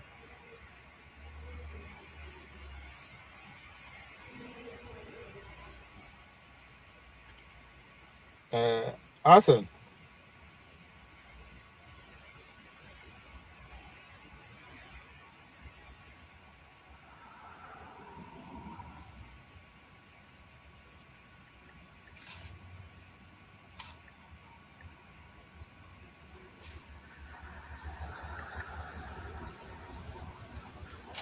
Hassan, I don't hear you. There you go. Abi, something I will. Up to the national level, and we're busy mobilizing people and also registering at the same time. We have no zoning provision in the ADC's constitution. In fact, the only party that has zoning in its constitution is PDP. Is it the first time that you are seeing me here? Certainly not. I have always come here to pay my respects. The issue of contesting 2027 election does not even arise. I am a member of ADC, and we are busy trying to make sure that our structures are firmly rooted, from the world level, local government level, state level, up to the national level. And we are busy mobilizing people and also registering at the same time. We have no zoning provision in the ADC's constitution. In fact, the only party that has zoning in its constitution is PDP. Is it the first time that you are seeing me here? Certainly not. I have always come here to pay my respects. The issue of contesting 2027 election does not even arise. I am a member of ADC, and we are busy trying to make sure that our structures are firmly rooted, from the world level, local government level, state level, up to the national level. And we are busy mobilizing people and also registering.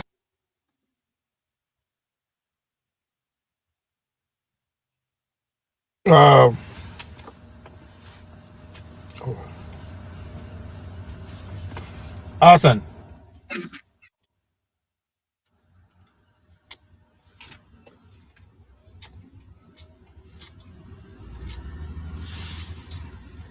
Hassan, speak up.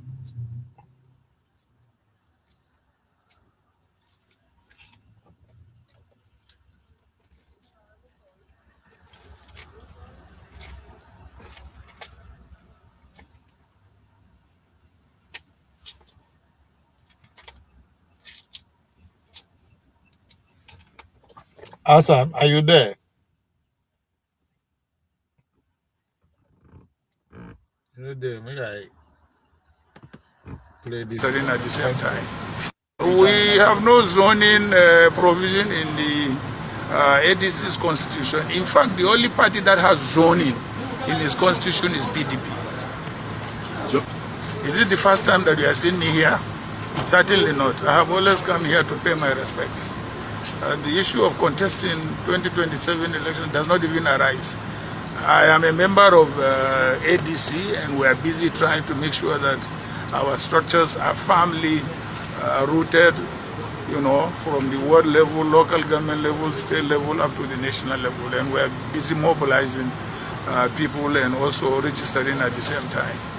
We have no zoning provision in the ADC's constitution. In fact, the only party that has zoning in its constitution is PDP. Is it the first time that you are seeing me here? Certainly not. I have always come here to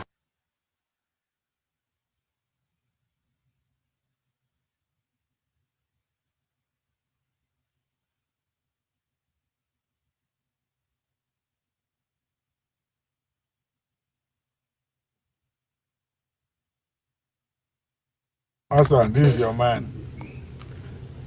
The presidential in 2011, the presidential candidate and the vice presidential candidate of the ACN, both of them were Muslims. Nobody raised any eyebrow.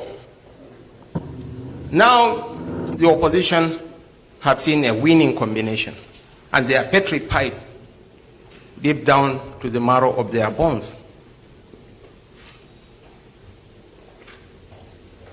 What Nigeria needs right now is a leadership that will drive the transformation process. And take it or leave it, the truth that sets men free, according to H.S. Aga, is most often the truth that men prefer not to hear. Sadly, a section of the press is being used as conveyor belt for spreading lies and mischief. Want to behave like the adults in the room, will not tread on blackmail or concoctions or exaggerated facts. Ashwaju Bola Ahmed Tinubu has a track record of excellence. Lagos is now the third largest economy in Africa. From the vice president to the Minister of Works, to the Minister of Information, to the Minister of Trade and Investment, these are people that he mentored. I dare you to name the mentees of some of these presidential candidates. If you keep on stopping to throw stones at every dog that barks, you will not reach your destination. We will not threaten insult and lies and mischief. We have established track record of excellence. Let our opponents show what they have done in their respective states. I brought forth Professor Babagana Zulum, and I have 10 other Zulums lined up. Including Hassan. Can any of our opponents name people? Ladies and gentlemen, let's discuss issues. How to propel this nation to greatness is much more important than playing on the sentiments of Nigerians.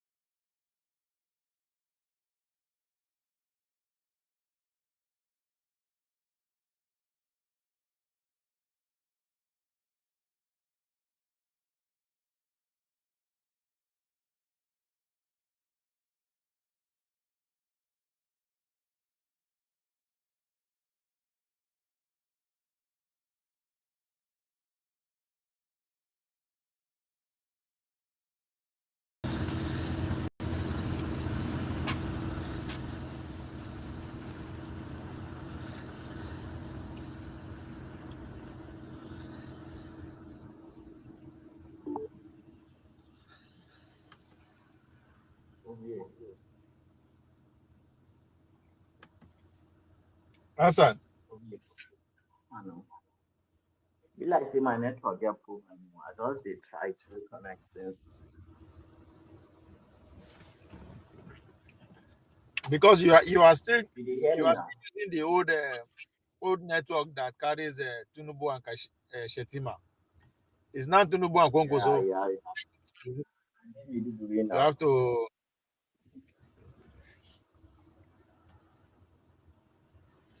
Yeah,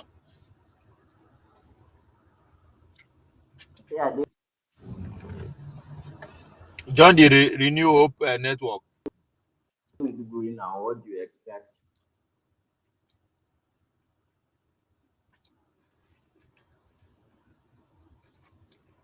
It's like you are busy.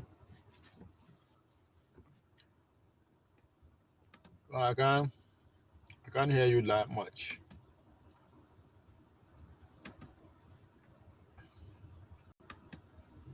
Let's hear from the former vice. Huh? Election stuff. The election don't finish.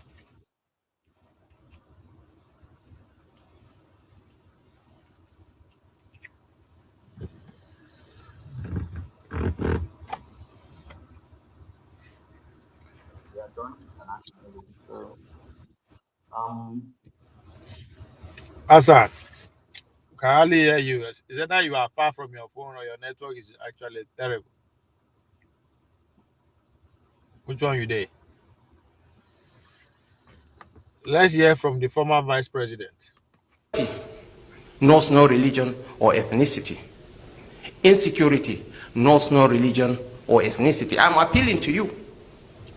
I'm besieging on you, the members of the post estate of the Rim, to tread the path of moderation and inclusivity and fairness. This is my appeal to you. You have every right to do your job, but try and be just and fair to all Nigerians. We need a leadership, a transformative leadership. In 1999, Lagos was generating 700 million monthly as their IGR. Now Lagos is generating 50 billion naira as their IGR on monthly basis. Let's compare records. Let's see how Adamawa is, how Adamawa was in 1999 and how it is now. Or even Anambra. These are the hard realities that we want to dwell on. And believe me, we will not that we don't have the capacity to match them in all indices, but we will not descend. As Michelle Obama said, when they go low, we go high. We will not tread on insult. Thank you very much. Hassan, that's the former vice president speaking. That spoke. Is the former vice president.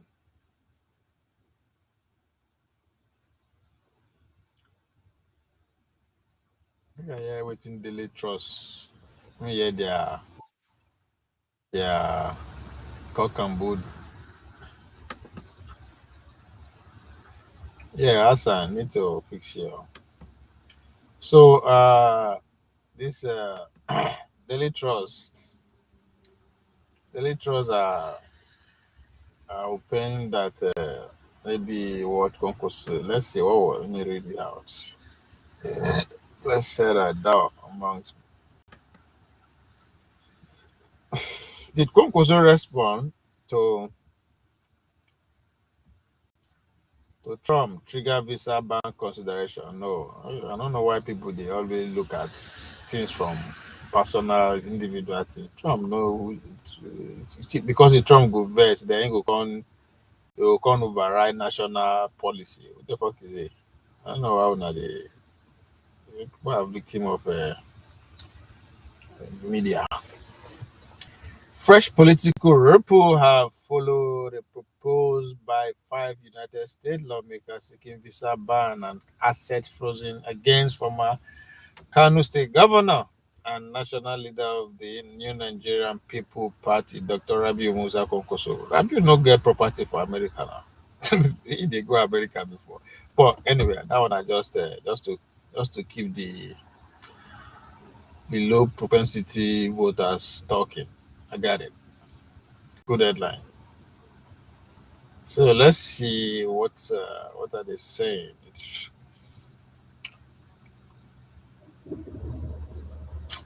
I don't know. It's very hard for me to make things from when people they talk about individual.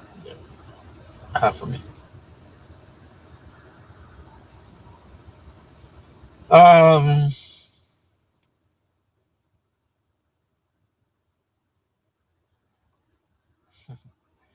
So where will one can go now? That should be the question. Right? If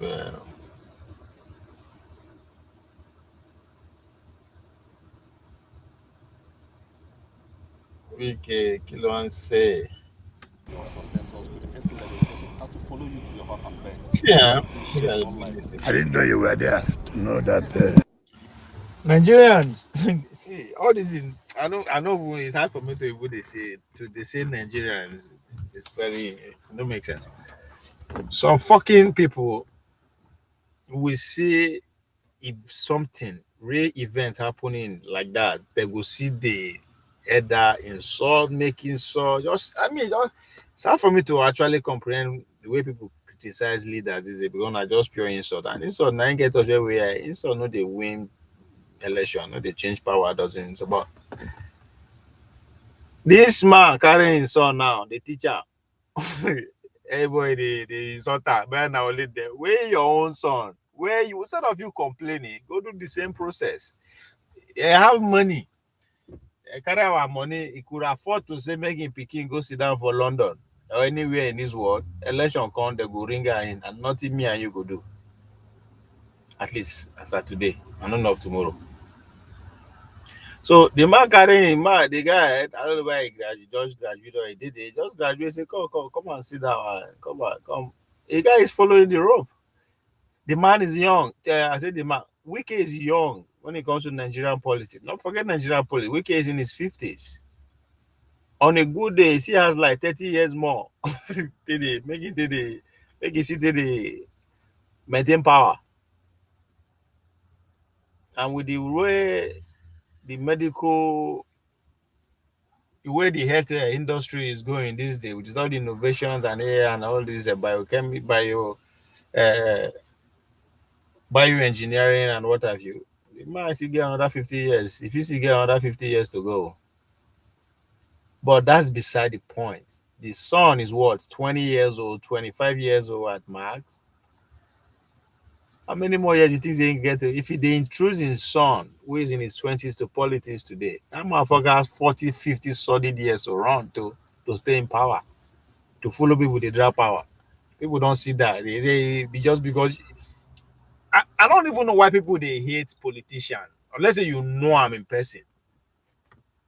Like when people say, oh, because you hate him. Nigga, I don't know these people. So why can I hate what I don't know? I'm only concerned if his trajectory, his public action has to do with me, which in this case, yes, he's asking for the resources of everybody, including mine, to be left for him to manage.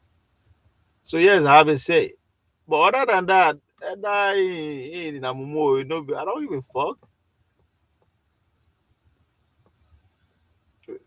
Like Nigerian will just insult you. If I did inside Range Rover bulletproof, you can insult me all you fucking want. I send my children, may they live abroad, may they just live in billions at your sweat. You can insult me all you fucking want. I don't care. That's exactly what we are doing. It's like with the president, as far as I'm concerned, by insulting him. It wasn't, you don't know me, you insult me, you think I'll be angry. Hassan.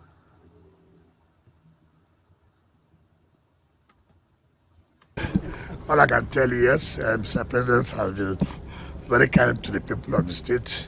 If there seems to be a problem between the legislature and the governor, and as a father, he really has to intervene. I remember this is the second time Mr. President is intervening. I believe, by the grace of God, this will be the last time. I believe that the Assembly, I've told them to do the needful to obey Mr. President, which I know they will not hesitate. And I also believe that the governor will carry out his own part to make sure that this is the final time Rivers people will begin to hear this kind of discord. So that is it.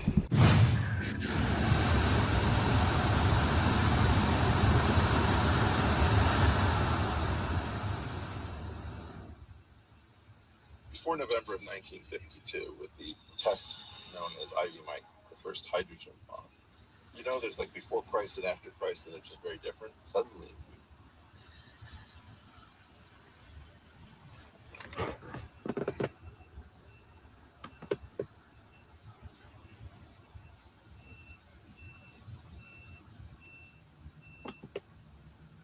tare da ɗan uwanmu yayanmu Professor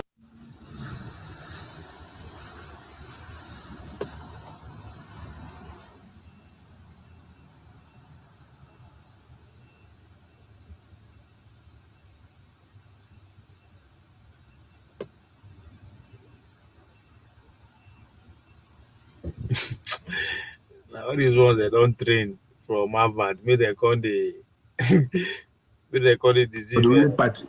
All they now do is to declare a hitch. What's all these ones? They give them free rights, free scholarship to go. They go brainwash them, prepare them well for Harvard. But they call they speak grammar for Arise and every other platform every day. They deceive the hitch? The last one hitch was that, oh, maybe server was down. Amazon saying it don't work. Oh, password didn't work. Oh, there was anything becomes so. I've not seen a law where you provide for default, you legislate an obligation, and you provide for default in very broad terms. So you are saying, if you told me, it's just like saying you should have your driving license every time you're on the road. And then the law says, but if you don't have it because you forgot, because of any reason, they should not arrest you. That has nullified the obligation to carry a driving license. Because yes, because now people like Una help them write the law. Politics is the only industry whereby the adversaries, both the opposition, everybody, the players, the main players come together and write their own law. I mean, they know you for Harvard, they know tell you that one. There's no any other institution, any other establishment in the world is only then they write their own rules. So the good analogy that you should have given Mr. Harvard is that me as a driver, now only me go write the law of driving on the road. In other words, government institution the law for me to follow is null and void. Instead of saying so that's exactly what the political class are doing. That's why they laugh. Even himself know. Them Akpabi and they sit down and them that they use. Now them be London School of Economy, Harvard, Columbia. They may part to do with them. They are the one writing the laws for these people. So politics is the only industry, the political industry, whereby the players now themselves write their regulation. Yes. Go ahead, I hear you. Ovie, did you hear me? Yeah. I just want to say something. I can hear you. Something, where somebody. Yeah. You remember Suki, the guy where Buhari, knocked $2.1 billion. Yeah. So allegedly said behind closed doors. So he was actually remanded in prison in that Abuja. So and some people who escorted him because he was NSA. During the meeting, he arrested him and put him in Kuje. So someone who was there overheard him that me, I'm a soldier who has gone to war, who has reached and served in the most highest of places. I have lived a long life, have had access to a lot of things, already an old man, that I have a family and people coming behind that. I'm not afraid to die, that I have already died decades ago, like I've conquered death the decade ago. There's nothing this prison or even sentencing me to death can for that money. So I'd rather just, if it means my life, then I'm already okay. Like, but like that, I'm just paraphrasing. So that's something he said to the effect of that one. So okay, that is the mind.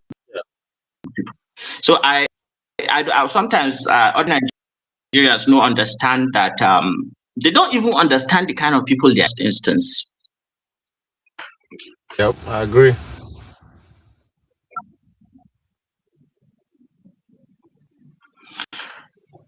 Hello?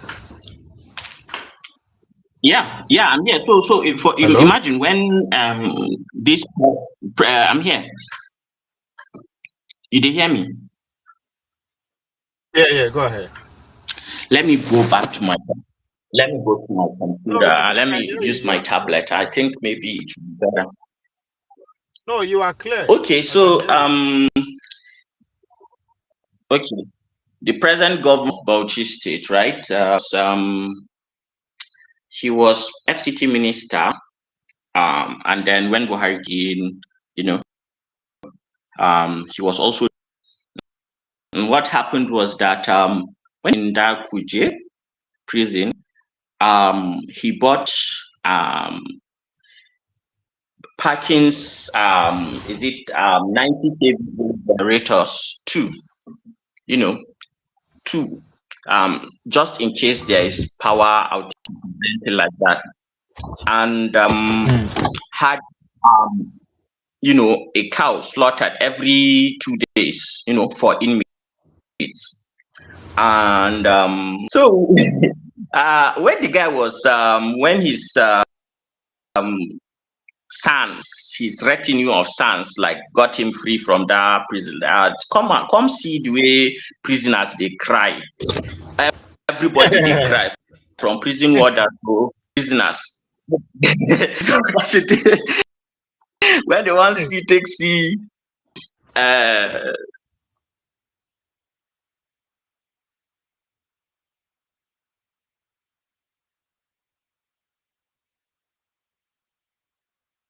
I don't know.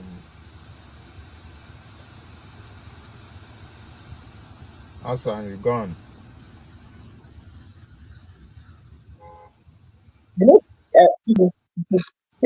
Election, you have like 3 months before you hand over. Like, so if you have money, you elsewhere. So now, so these guys, they were, I think they were seeking around, is it something? No, it's more than that. It's a lot of money they were looking for with him. Play dumb. I don't have the money. Follow your trail. Accounts are zero. The ones that are outside the green. And but guess what? His relatives, not even blood relatives, anonymous people, kept donating cows every 2 weeks. Donated 290 kVA generators and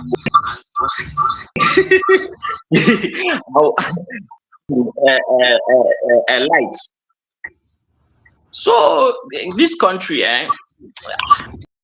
me now, my mind is at rest. So that my own part is done for now. If I'm alive, and then after 2027, we will pick it up from there. And let's see. But from my vantage point where I'm standing, now I'm okay. I think we did our homework. That's just it. We did our homework.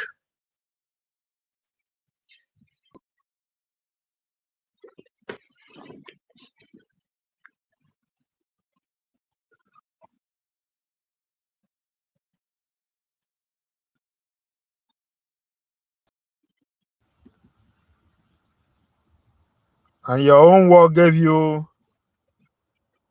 victory.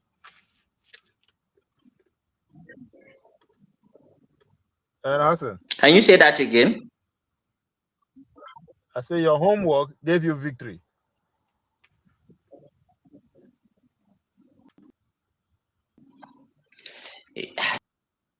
Allah. I know. So this city boy movement, why I thought you were going to bring us the deal now. Huh? Hassan, I thought you were going to bring us some deal. I did hear. I don't know why the thing they delay. It be like say I will try. Let me try and switch to. Give me 1 minute. Let me switch. Okay. The city boy movement is going around sharing hard currency. All I'm saying is that for no mind, since in this election, I'm going the patriotic way. I'm going with the ruling government in power. They are facing an existential threat from external powers. So I have to stick to being a patriot.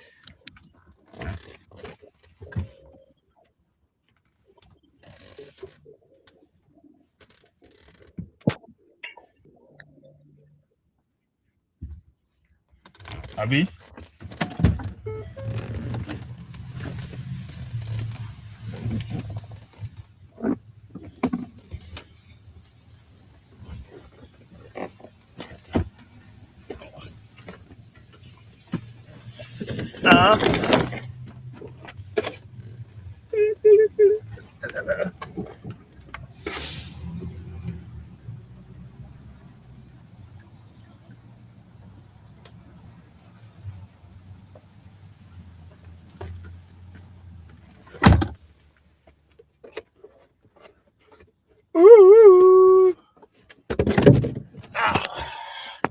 Let's see what I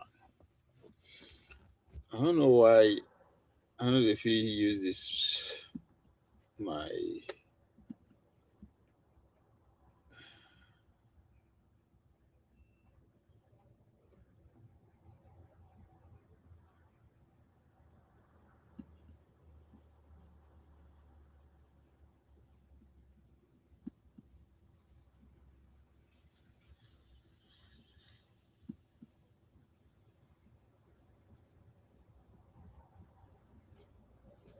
Let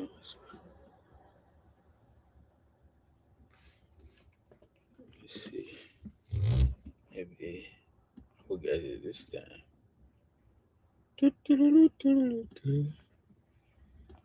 Oh shit, is it working? Holy shit, it works. It never worked before. So let me see. Is it working? Let me I just did to see myself. Let me see. Oh shit, it Suddenly we were like gods. And it did work. All right. This Hassan, the way you and I don't like you just say we did our own work. Tell us how. Since you don't do the work, tell us now so that it's no longer that it's something that is still in the kitchen that more people go steal. You're already doing it. You're already doing it. Let me see if a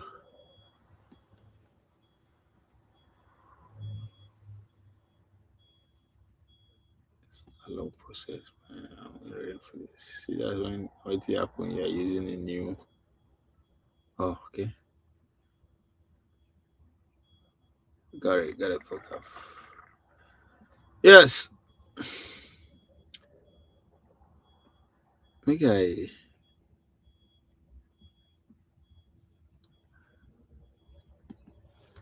since I don't want to talk already, make I listen to other people talk.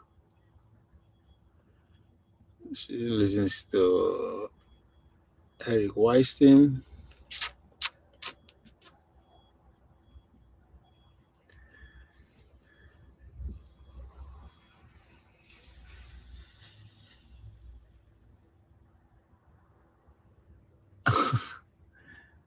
So Lido is working to be considered for his appointment at the federal level after his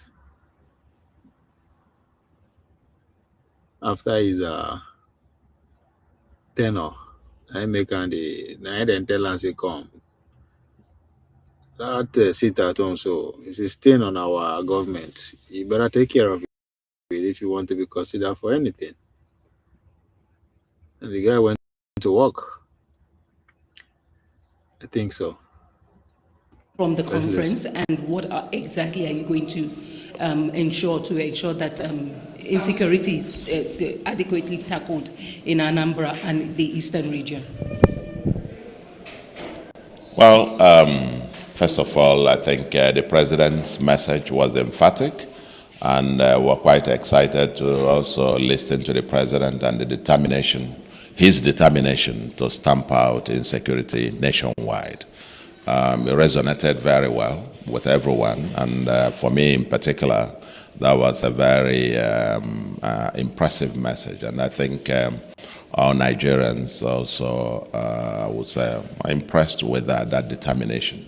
Of course, security of lives and properties happen to be the number one cardinal function of any government and every government.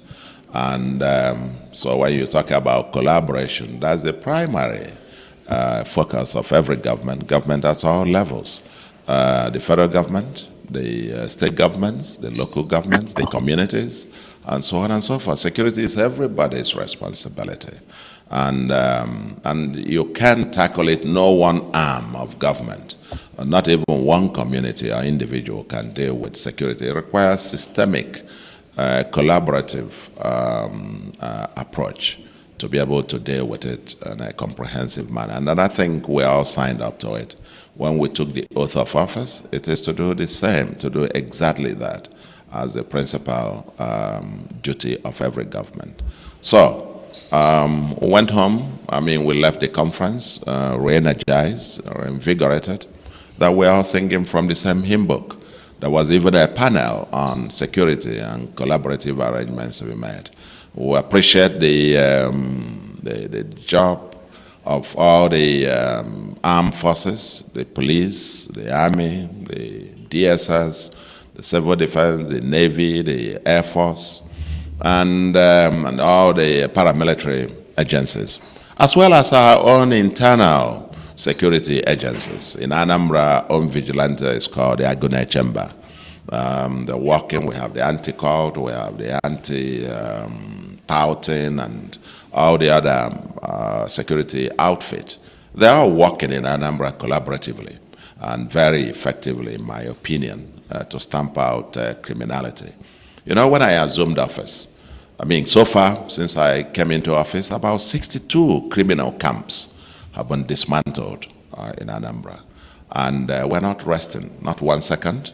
And Anambra will pride ourselves to be the safest, if not, maybe modestly, one of the safest states in the country.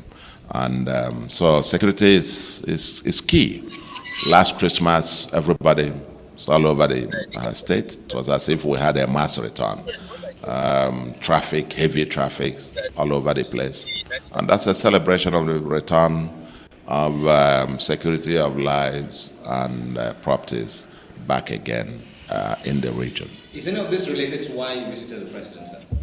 No, not at all. We had quite several other things to discuss. I haven't come to discuss security or insecurity. We're dealing with, that's our routine function. Okay, we're dealing with that, yeah. Those behind the 62 criminal camps, what happened? With any arrest made, any prosecution? I don't want to tell you the details of what happened to them. And the important thing is that the 62 camps have been decimated, and they're not there anymore. And anywhere again they try to settle, we get on there and deal with them decisively. We can't allow criminality to dominate our place. And even more recently, these criminals have held the Southeast region hostage. And for 5 years, for more than 5 years, every Monday there was a criminal, very debilitating, destructive Monday sit at home. The schools, aside from the capital cities, the 5 Southeast states, the capital cities, no sit at home on Mondays. But then the rest of the places were mostly under lock and key, and this can't continue. And we decided that this year must be an end. Enough is enough. And I'm happy that so far we're taking back our region, we're taking back our state. Can you quantify the loss from the sit-at home monetarily? Well, there are several numbers. People crunch depending on where they come from, how they calculate. There's nebulous numbers. The only thing I can tell you is that each day you can imagine if you look at the economic size of the Southeast, and you have 365 days in a year. And how many Mondays, how many weeks do you have? 52. And for 52 out of 52.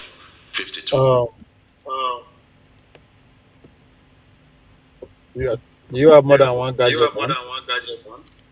Me? No. Yeah. I don't know if it may be okay. I have two windows open. Let me close one. Yeah, I think so. It's probably where the problem is coming from.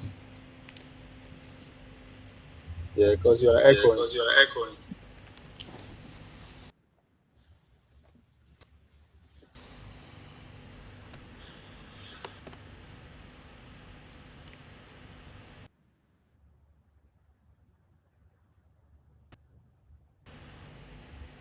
Am I still echoing? Hello? I think you are good now. Say something.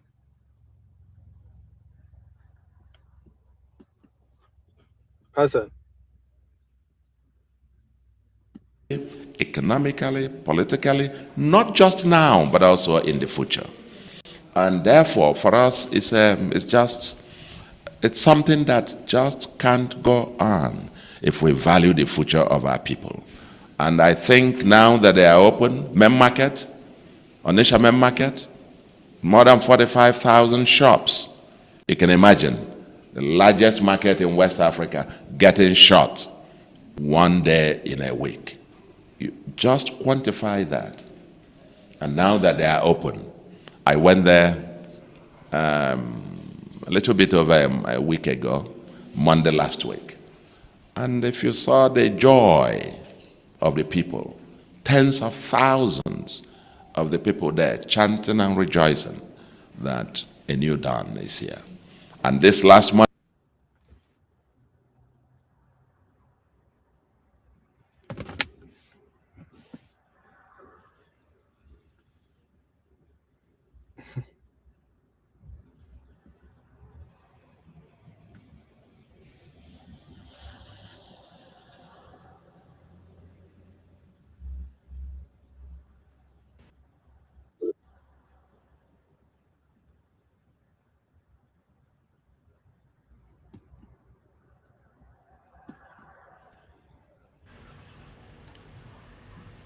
No? Am I still echoing? No. No. You are echoing if you are muted. But if when you speak, you are not. Okay. Let me see. You are muted now. No, it's still echoing. That means you have more than. Right? It seems as if you are mute, so it's not echoing. Unmute. Let me see. Yep. You're echoing. Still echoing? Yeah. Okay. I think let me default it. Now, Uncle. No, now only when I talk. Oh, you did hear yourself? Yes, it's echoing coming from you.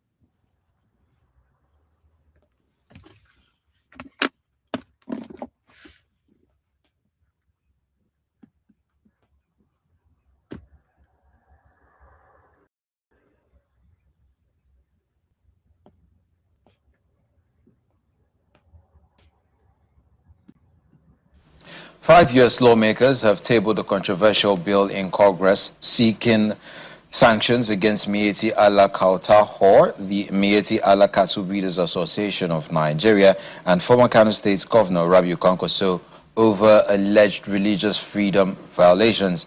The proposed legislation, titled the Nigeria Religious Freedom and Accountability Act of 2026, was introduced by Representatives Chris Smith, Riley Moore, Brian Mast, Mario Diaz-Balart, and Bill Huizenga. The bill accuses Kwankwaso of contributing to what it describes as persistent systemic persecution of Christians in Nigeria. If passed into law, the measure would compel the U.S. Departments of State and Treasury to impose targeted sanctions, including visa bans and asset freezes under the Global Magnitsky Human Rights Accountability Act. It also directs the agencies to justify to Congress if such sanctions are not enforced.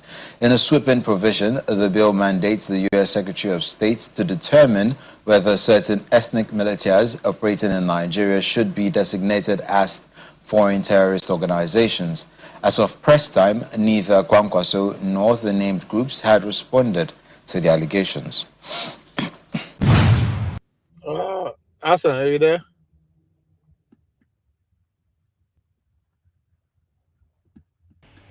I'm here. I'm just trying to figure things out. I don't know what's the problem. No worries. Let me mute. What about now? Can you? Is it still? Hey, you are clear. You are like you are a project. I'm just echoing from you when I speak. But when you speak, you have no. Just go ahead. Okay. So where was I? Where was I when I left off, ma? You are saying you've done your homework. Yeah. Well, regarding that, yeah. You see, the so at least before we used to draw boundaries, like, right, that this is what you do when you are playing this game, and this is what you do not do, right? And some boundaries were crossed. If me and you enter boxing cage, so referee Conde, we would have already agreed and know the rules of the game. So when I entered the boxing cage with you, I'm thinking I was going to play professional boxing. I don't know, say you carry something where we say the thing can pierce my jugular and kill me. So that day you came with the intent to kill, not to actually fight. Now you have already crossed the boundaries of the game, and it's no longer fair, right? So the thing where I want people to read from the outside looking in is the fact that when Tinubu came in, before he even became president, a lot of people were calling for military coup. And after he was in office, there was an attempt, to do a military coup. And immediately I noticed, or you noticed, that the rules of the game have changed. You have to defend yourself. It's your duty to defend yourself. In fact, if you enter any martial arts professional competition, the ref will tell you, say, defend yourself at all times.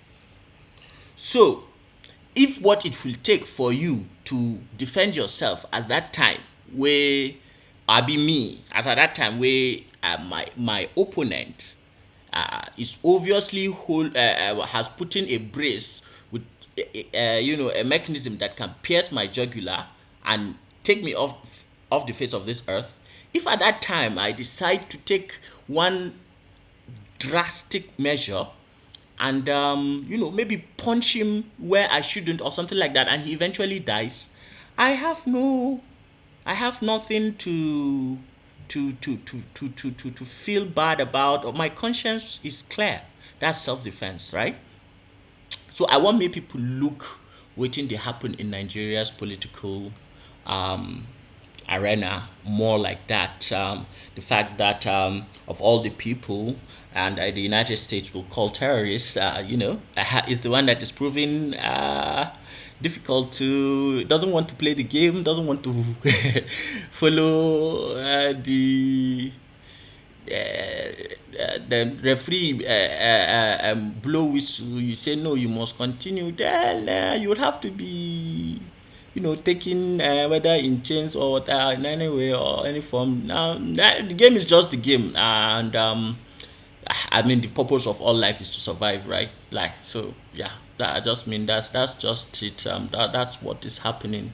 You see, and there won't be more than this. And anybody who tries to bring problem, especially from the north, be ready to be, to be assigned this label, and it will be vague. There will be nothing substantial, and the FBI will not, or the CIA, or whoever the three-letter agency is, will not release details for people to go about to say, okay, this is the evidence and this is why we. So the waters are already muddied, and so it is from here that we'll keep going. So let's just go. Let's see what happens. From now on. I hope CMA I know you just did throw away senseless talk. I do they talk sometimes, but then I hope it makes sense to you, Sha. Oh, it makes sense. I'm just saying. So you think this ticket will stand the pressure, will succeed and deliver the result? But that's the question. Delivery. OVA, I think the ticket now is almost bulletproof. One cannot say for certain, whether the sun will shine tomorrow or not, or whether we would all be alive, but as far as humanly possible, I think, APC, we've done our homework. That's just it. I'm not worried about APC. I'm worried about the ticket as it is now, because there's sign that, the Christians are pushing to replace the deputy president. The Northwest are also pushing for their own man to be there. That's the angle I'm asking the question from, not the party itself.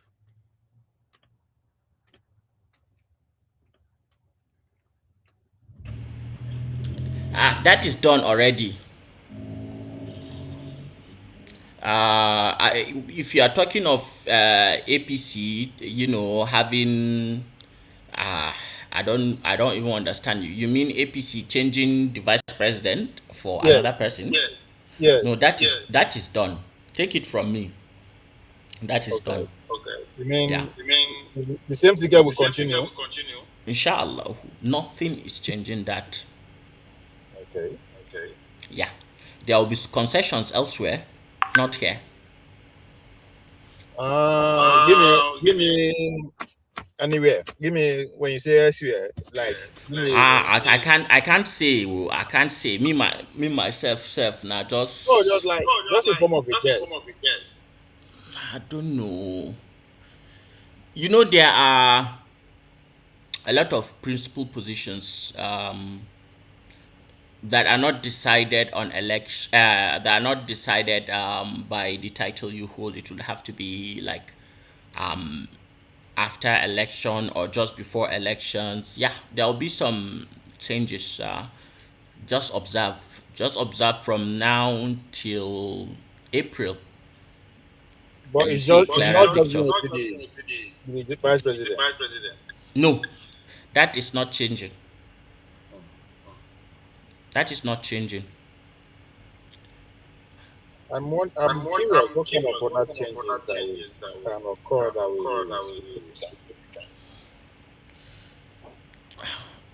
will. Okay, what I know is that it's about concessions, and those concessions have been made already. And well, you just watch out and see who will become very, very apparent, very, very active in the coming days and close to elections, and he would be even said to be, people will begin to say that he's acting as if he's the president, he's putting himself too much into everything, just put your eye on that kind of person, okay? And what will make that kind of person become center stage where everybody wants to hear from him. So if you understand, like during 2015 election, everybody knew who Jega was because how he dominated our screen. He says this, he says that, he says this, he says that. Before you know, you want to know what Jega say. You get it? Yeah. All right, I'll stop there. So that character is now going to be coming from the vice president office. It could be anybody. Is that what you are saying? Of course, but that person will also have an official title. You get it? But it will be stressed that this guy is a Christian and this guy is a Middle Belton. Look at how much power he has. But it's not necessarily going to. No. It's not going to touch the vice president. So what would the role of that person be after all said and done? Very, very influential. I said just watch out and see how that person will become center stage on talking on a lot of things. That person will have, an official, you have an official, what do they say, portfolio, obviously. But the office is supposed to be for everybody, for everyone, for every Nigerian. But what will be stressed? Because the thing is, all of this is even psyops.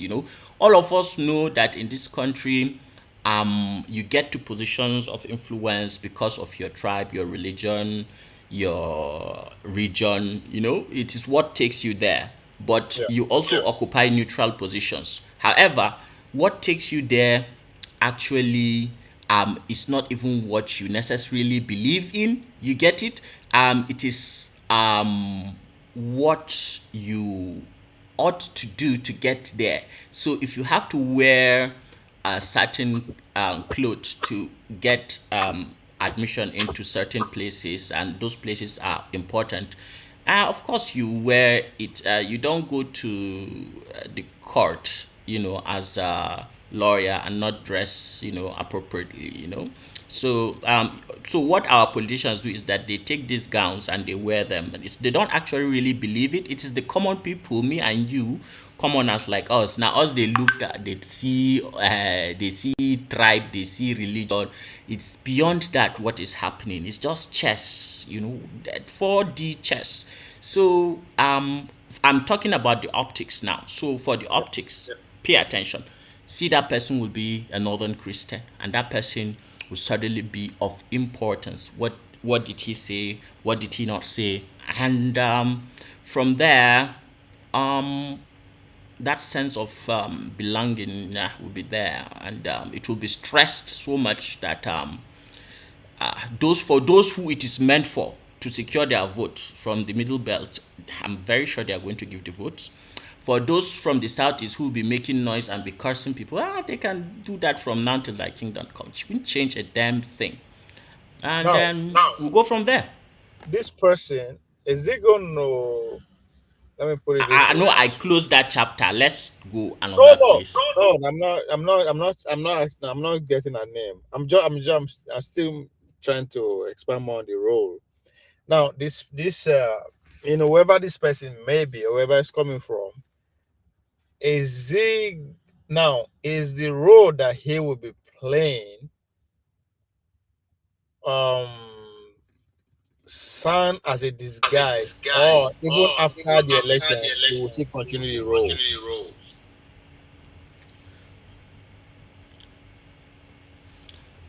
Can you say that again? What do you talk? I said this person, whoever the person be, the role that the person is going to be playing, will he continue playing that role after the election, or is his job is just to play that role?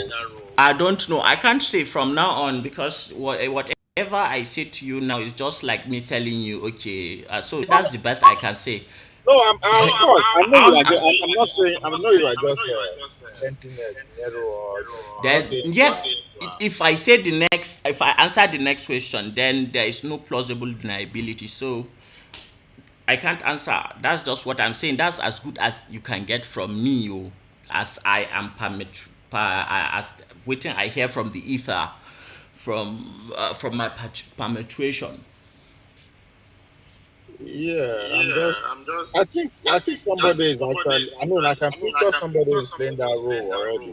Who's getting that attention? Who is not yet, that person had not even gotten, okay, if you think there is that person, then that person has not even gotten 30% of 100 of what he's going to get from now. Just watch out in the next 4 months. Yeah, I know. All right.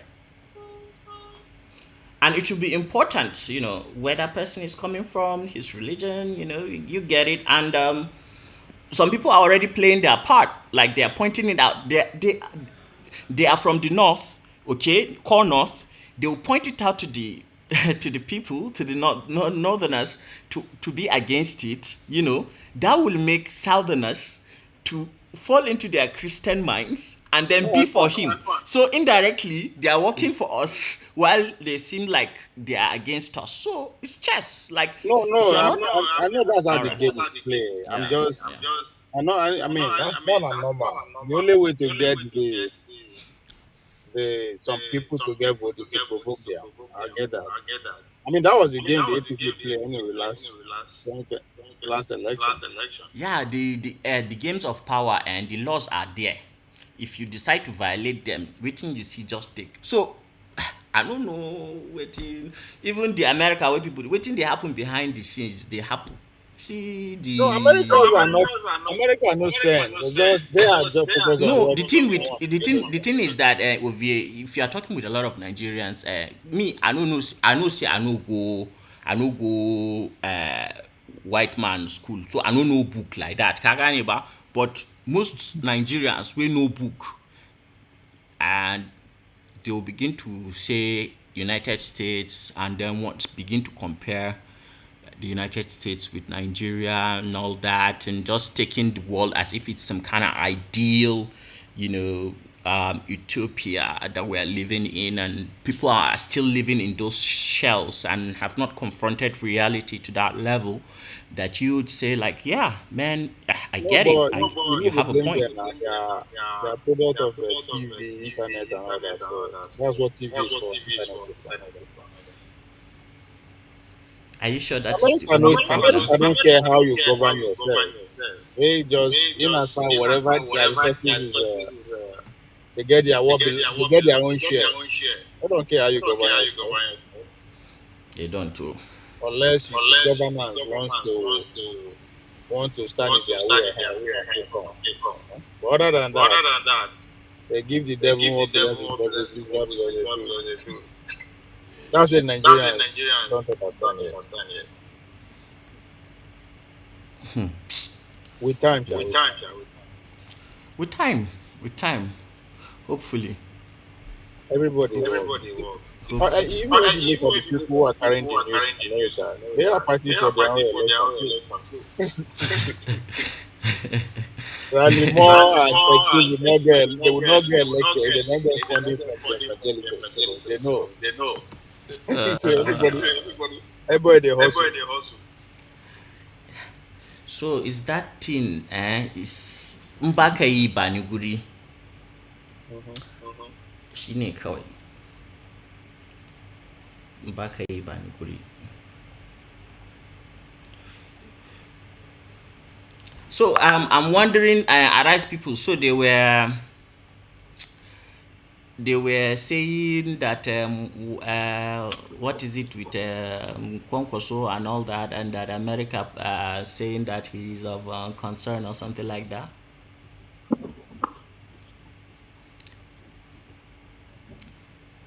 No, I'm surprised at the Arise kind of. I think the other I don't know. That is the naivety I'm talking about of many educated Nigerians. Like, you get it now, where I'm coming from. Like they don't see it that way. They are surprised. They are not supposed to be surprised. Like, duh. What do you think? They work for an establishment. They work for there's a guy. Yeah, I get you now. That guy his It's movement losing. is more It's important losing than in those the guys. game.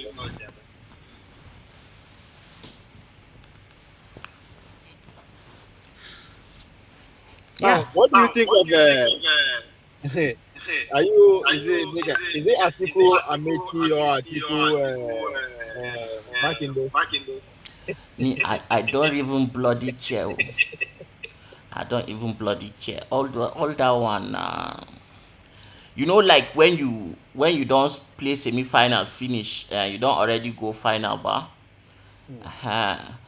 And the team where they play with four of their main players, some don't get injury already. They know they play, and the coach don't give them a red card.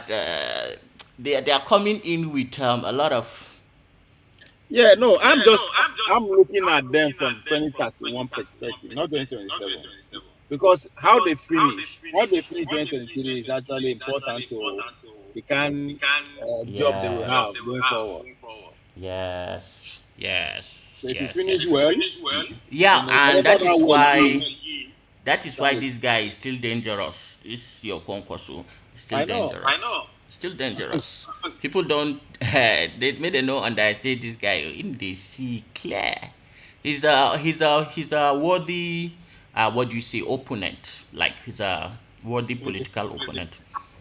Formidable. Yeah, he's a formidable one. Yes. Yeah. And the powers that be, understand. Game no game, sha. I mean, they've been around for a long time. They know themselves.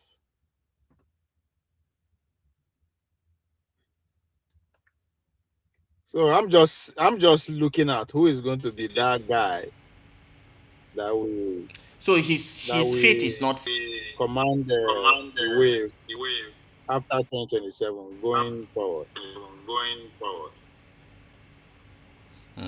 His fate is not sealed in the sense that Trump has 3 years. He's angling for 2031. Peradventure things change, and if there's anything that will not stay the same, that will happen is change. Change must happen, right? So you don't know what will happen if after post-Trump presidency, what replaces him. But that's the problem. Trump is not going anywhere. Trump is coming back. Well, if Trump is not going, then probably if Kwankwaso, I don't know what he's going to do, but I know he's not foolish. He may, and Trump is kind of for the highest bidder. You get it? So yeah, it's about yeah. So but for now, yeah, this is what the country will.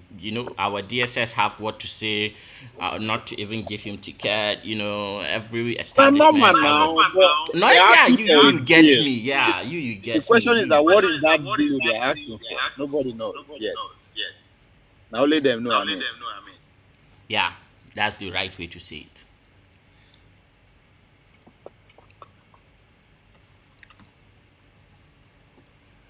Yeah, it's not over. Sometimes, waiting. It be like say, well, I don't think I will ever participate in politics myself, but the amount of people who just sit back and expect magic to happen, the thing they surprise me. Like, what do you expect? Like, so in your own life, where you have reached, if you didn't take measures to get there, do you think you will get there? Like, just ask yourself. Like, if you've not taken chances, if you've not risked anything,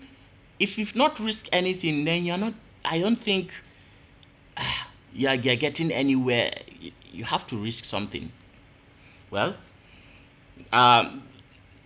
the politics of Nigeria, why they are so the way they are, is what they risk to do what they do. I think so, because some of our conscience, we cannot even sleep if we see the thing that they do.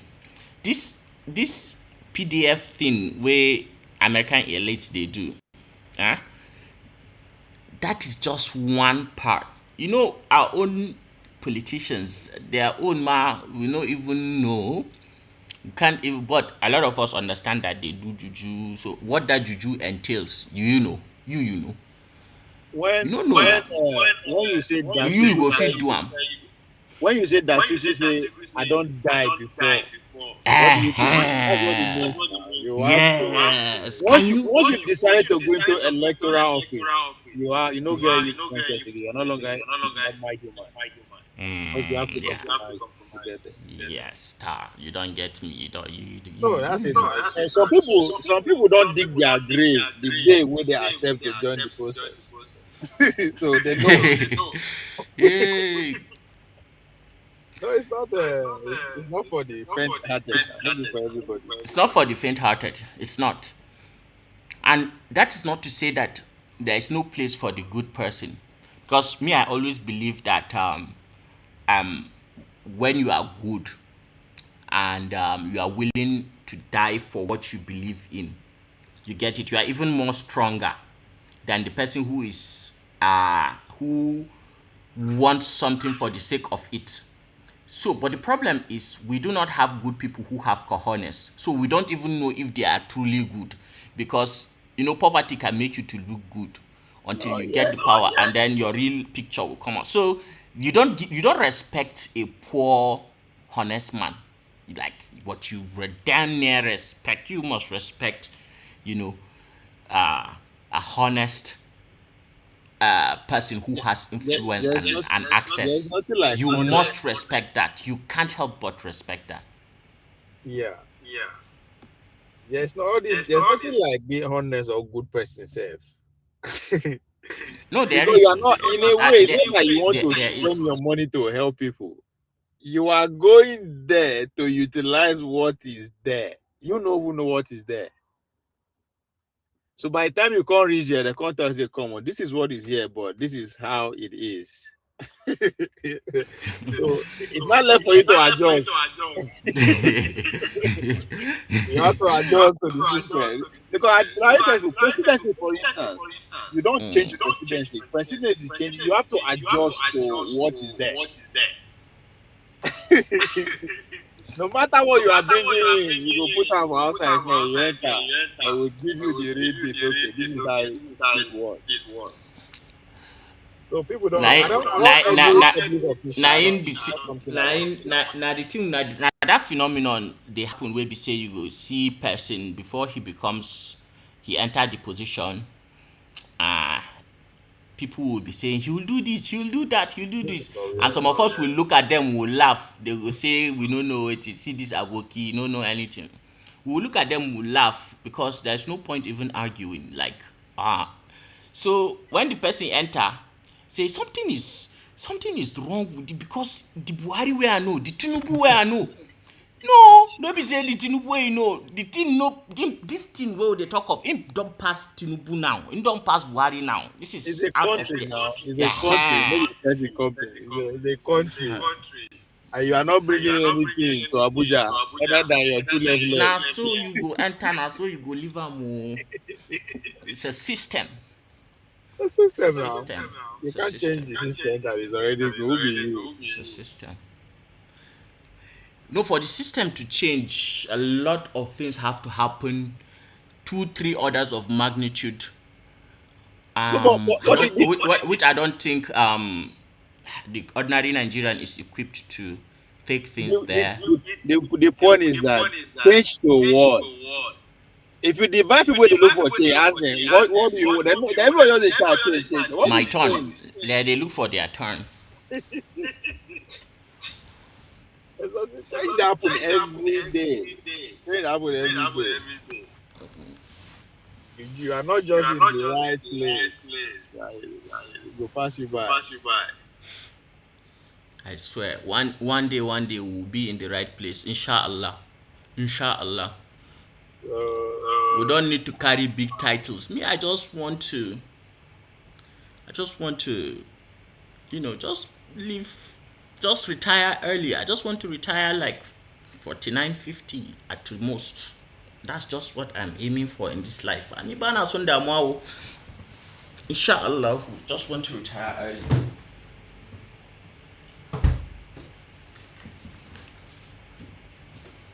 Now they work.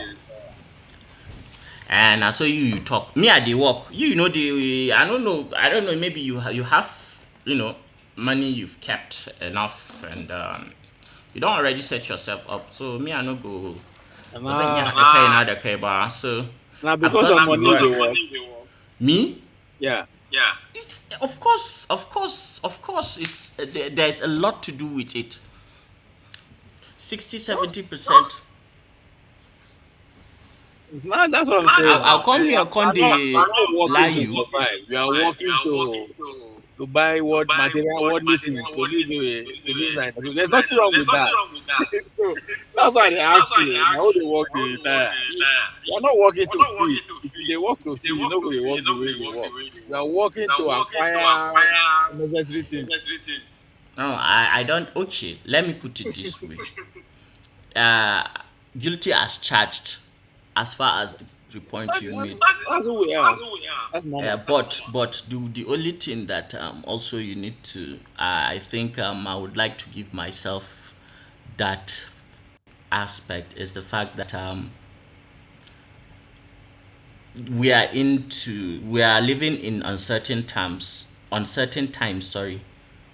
so much uncertainty about where the future is going to go, and there is so much vying and aligning and realigning, and people want to control not just the attention of the next generation. Even now, the fight for our attention with all these algorithms and all these things. So I think that we are living at a particular moment where the human experience is going to fundamentally change, I think, in the coming, and because of, this aligning and realignment, we are so much susceptible and vulnerable in this country, and for our race, for just us being us, we are so vulnerable, and because of that, I have to put extra effort to ensure that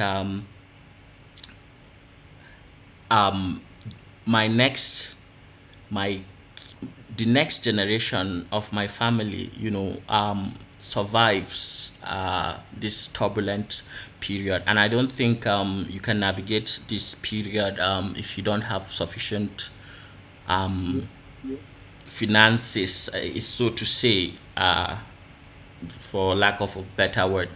You know that this your fear. It's the same fear Tinubu has. It's the same fear Kwankwaso has. It's the same fear. I no agree.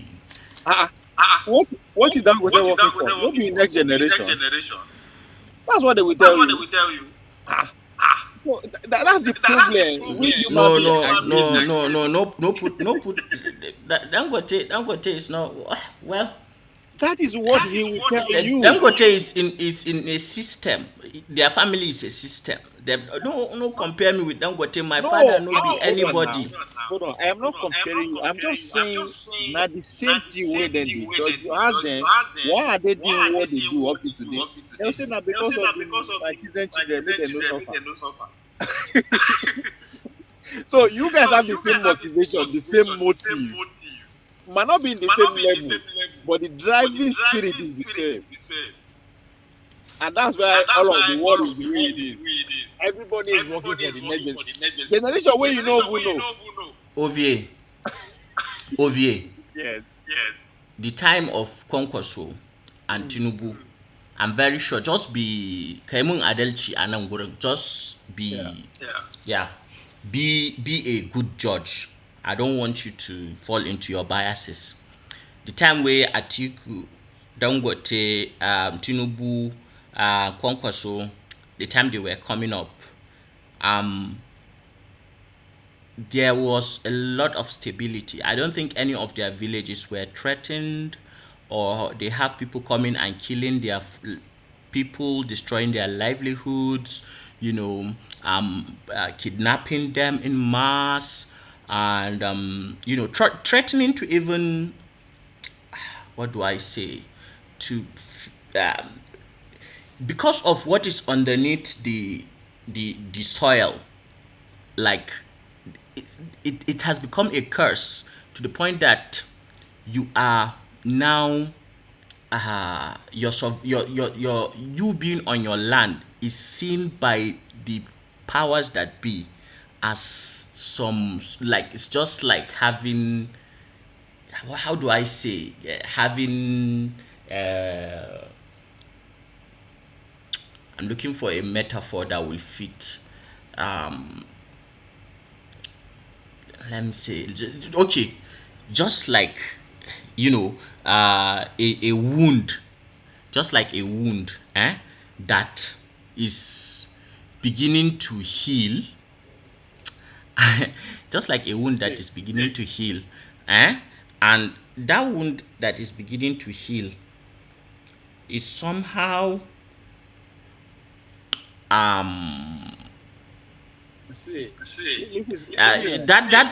just listen to me. I'm trying to bring it home in a way that you'll understand. Okay, let me put it this way. Just like you being a pest, you being a pest in the garden of somebody. Meanwhile, in the real sense, that garden is your ancestral home, but somebody bought it, you didn't even know. Somebody got it, was concession to, and that person is looking at you as pest, because right now he considered that place his garden, and your survival, your existence on that place, it's a disturbance. He needs to get to what he wants to get to, and you being there is a problem. How do you get rid of pests? Like, you get it. So that is the kind of environment. Now, me, I'm a pest. I don't have house in Dubai. I don't have all those 3-5 homes abroad and all that, where I can, pack my family and they can just leave at a moment's notice. I'm still a grassroots person. So I think, what do you think? Is my situation, be fair to me? Is my situation exactly the same? But one other thing that you must also understand is also that will to survive. Like, you have to do what you have to do to survive. Shikenan, you be the judge. Awesome. If you go,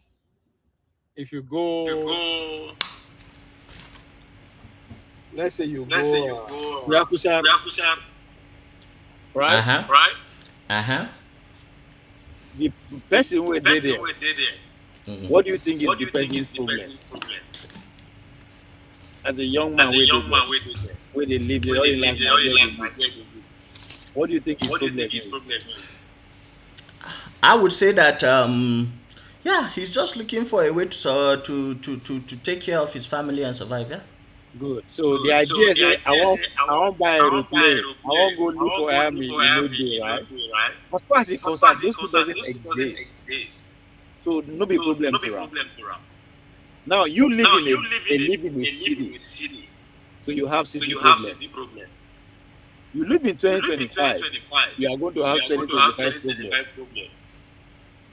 Okay? So if you are not saying, because I did this place, I'm supposed to live like the person who did the other side. That's not your personal problem. That has nothing to do with the country, your society, nothing. That's your problem. You understand? Yeah, I agree. So why I say even Dangote said, he will tell you he's still hustling because of his tomorrow. Now, his tomorrow might be all those luxury. The man in Kwankwaso, his tomorrow, I just make sure say rice there for his family to eat. That is great. None of them are wrong. It's just the way you did. And the problem that you choose to. You understand? Because there's somebody now somewhere. I don't think you understand. I agree with you. Yeah, that's true. Theoretically, but practically, I don't think it is the same when you are preparing for say rain is about to fall, and you need to, maybe you have some things that in your compound that are loose, and you need to get your clothes inside. If you have some pets or things like that, get them inside before rain starts to fall. I don't think it's the same thing when you are hearing siren blaring of an incoming atomic bomb. No, you are comparing apples to oranges here. It is you not that the is same. doing the comparison. You understand? I That's use the that reality now. comparison Apples are to not say- oranges hold on now. to say that the collectively we are here we have because of our greed. All of us. That's why we are where we are. Because we just want to keep having more. What is that more? Nobody knows. Because in the real sense, for you being alive, not just because you see food chop and you seriously, and that's all you actually need. You understand? Yeah, But you want more, which is okay. Now, wanting more, that's your prerogative. If you say you're supposed to drive car, you have the right. But how you get it should be your problem. It should not be every other person that this person calls out or that this person stop me. Yeah. Now look at this AI revolution. Yeah, just mute first so that it echo. This AI revolution, these people that are promoting AI. Now abundance. It's going to bring abundance. People carry the weight abundance. Can you just hold on for a minute and think about the word that you are using? When they are talking about abundance, that doesn't mean it's going to be available to everybody. Abundance in the sense that just like as you did now, with the little that you think you have, the amount of clothes, the amount of dress, everything you have more. It's much more than the Queen of England 300 years ago. So if you look at the peasant around the King of England 300 years ago, their dream is to have what you have now because that's all the king have. Because if they get them, it's abundance. So as we move forward, this abundance, people are still you are going to have your dream. You go get your dream house, you go get your dream cars, all your children go get cars and everybody. But guess what? There will still be billions of people within your environment where no get them. You understand? But I understand. All of us have in common, what all of us really need as humans is just food and shelter. Every other thing now, individual problem. If you say you want to drive from Meduguri, go Michika, that is you. Now you won't do one, your problem with that. So that's what I'm trying to say. So we, in an attempt to say, I need to work hard. Work hard for what? You need to work hard for your next generation. So for you to work to keep for your next generation, that means other people have to suffer, or you are taking from other people for the people that you don't even know. Why can't you just eat now, survive now, and just stay you now? That's it. Why are you worrying about tomorrow that you don't even have control over it? Just like your parents now. Imagine your parents are saving billion for you to live today. They don't even know say cell phone go dey free for everybody, that you don't even need to sweat to buy them. But again, that's for me. I think that's human. We and again, if you want to attract it to another thing, you call capitalism. For capitalism to survive, we all have to keep buying. Just the buy. Buy one, buy two, that's it. Yeah, I agree. Yeah, and that is why I'm because I know my makeup is not capitalist, like naturally, and that is why I want to quit the game fast. I know the kind of drag that I'm having, the kind of how mentally it's affecting me. You get it? So Yeah. that is why I want to quit as early as possible. So I'm putting in the work to get to where I want to be, and then I'm going to sign And out. I think that's what we are fighting against. We are fighting against capitalism, right? You just want to be okay. But guess what? Yes. You live in an environment whereby the next person allow you. So that person, because of the greed, either today or tomorrow, it will encroach on your own space or your patient. And because you will not have a choice, why this person they harass me now? The person just want money. I go make sure say I work get this money. All my children no go suffer. So you still say the spirit don't take over everybody. So let's say we are fighting for what? We are fighting not to, because let's use America. Wait, mute first. Then go back. The Americans are coming to take whatever we think we have in our say. For what? They are not necessarily want to take it, so that they will take it to use it to build things where we go they buy. They don't just want us to use it to produce the thing, but they just want us to they buy the thing. I don't know if I'm making sense. Because at every step we are fighting against material things. All of them, the Americans Make want I to paint one picture for you. Will they buy? Make I paint one picture for you. Yeah. Okay. The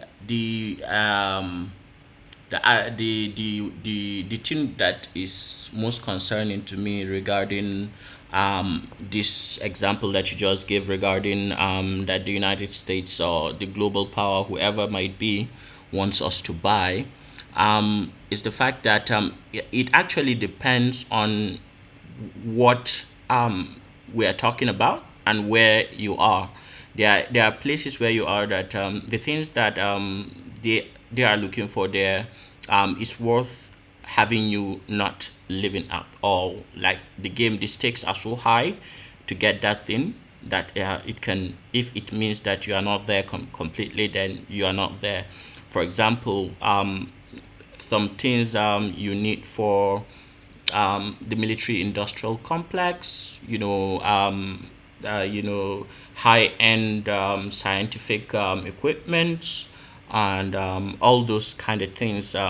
So because that is the edge of technology, and you are sitting on that, it's quite different from you are living in say a city. If you are living in a city, they don't really bloody care about you that much. Really, yeah, that's just the way it is. Yeah, so if you are living in a city, right, right, usually cities do not claim a lot of land. You get it, what I mean? So usually cities do not claim a lot of land, and when they do, it is actually worth it because they can penetrate your banking system, all that, and own a substantial portion of the whole city where they claim say na your own or anything like that. You get what I mean? So that is not actually their problem. Their problem is they want to control land and resources and agriculture. So for the urban minority, or if you have to also have reach a level where you can buy that stuff. So who are the people who can buy stuff? Usually you find them in the cities, and a very minute percentage of them are actually in the villages, and that's our real problem. Our people are facing, oh God, I don't know how to say it, but seems like existential. Just look at Sudan. That's why I say capitalism now. Capitalism, that's how it operates. The resources are they don't want people to be where the resources are. Just it like that. That's true. That's true. Yeah, that's true. So now, but they need the city because now the city they buy them. Even though they are minute, but that's where the buying power is. So you understand? So yeah. It's I don't know. It's I don't know where we go fit escape am because it's unfortunate that even the villagers themselves won't buy. Everybody just want to buy. The virus don't catch some of them, majority of them. You understand? You have like 10 shoes, you still want more. That's what you're like. So if you look at it where you say come, they don't hook us. For us to actually stop all the nonsense is for us to stop buying. But is that possible? Because I work in the moving industry. I will see old people in their 80s and 90s, and they will be complaining, I have too much. I will say, come, it's not that you have too much. The problem that you can't stop buying. They will say, oh, it's true. Somebody is in his 90s, is still buying. What are you buying? So nobody say they buy you. He or she will kill you if you destroy that thing when he buy. So if you look at the human psyche, we as they produce new generation, and they will just the. So if you look at the superpower in one way, they are destroying life because the resources are that life. Human beings then are like a roadblock to them. To do what? In order for them to sell that thing, which we are getting for another human being. So I don't know, man. But you know where this capitalism is at fault and where it doesn't sit well is the fact that it does not conform with natural laws, and so by default it's meant to crash. So it's self-destructive. Like it's just as if you as a species swallowing poison, because now that you have you are carried away with this. The problem with capitalism is that it doesn't like come down slowly. It crashes. Like it takes you high up, you know, and then it crashes. Now the problem with these AI systems and super artificial general intelligence and all that is the fact that the machines could just come, have control, and just decide that the human beings are even a distraction, you know, and want to do away with them and say they are not efficient, you know. So, like, not be saying the people who are putting it in place cannot see that. They can see it, but they need the money for the sake of that money, just that money. And then you know that why is it how crashes? we It's not that it crashes, because just like what you are saying, right? You are aiming to retire at a particular age. That means for your calculation, you must have had it. You have enough. You don't need to, you understand? So, and that is the fear of a capitalist, that people should just have enough and don't buy again. That they cannot stand that. So in order for them to keep you on, they have to cry. They have to make sure they one way or the other they destroy you, so that you back to that level again. So that's why they don't want especially with the African country where they produce the mineral, they don't want us to rise to a point whereby we don't want again. And that's where because socialism, right? Living communally will give you that satisfaction. Because if you live in a community whereby everybody is not we are not showing off against ourselves, wait till we get more. We just want to, you know, everybody is okay. We have everybody get like it. We will not be, nobody will be working 8 hours a day. Why? But capitalism, for it to keep going, they have to keep reinventing it. That's the word they use, reinvention. But they have to destroy it at every level. They are destroying the labor, normal labor woman, because the AI don't do, right?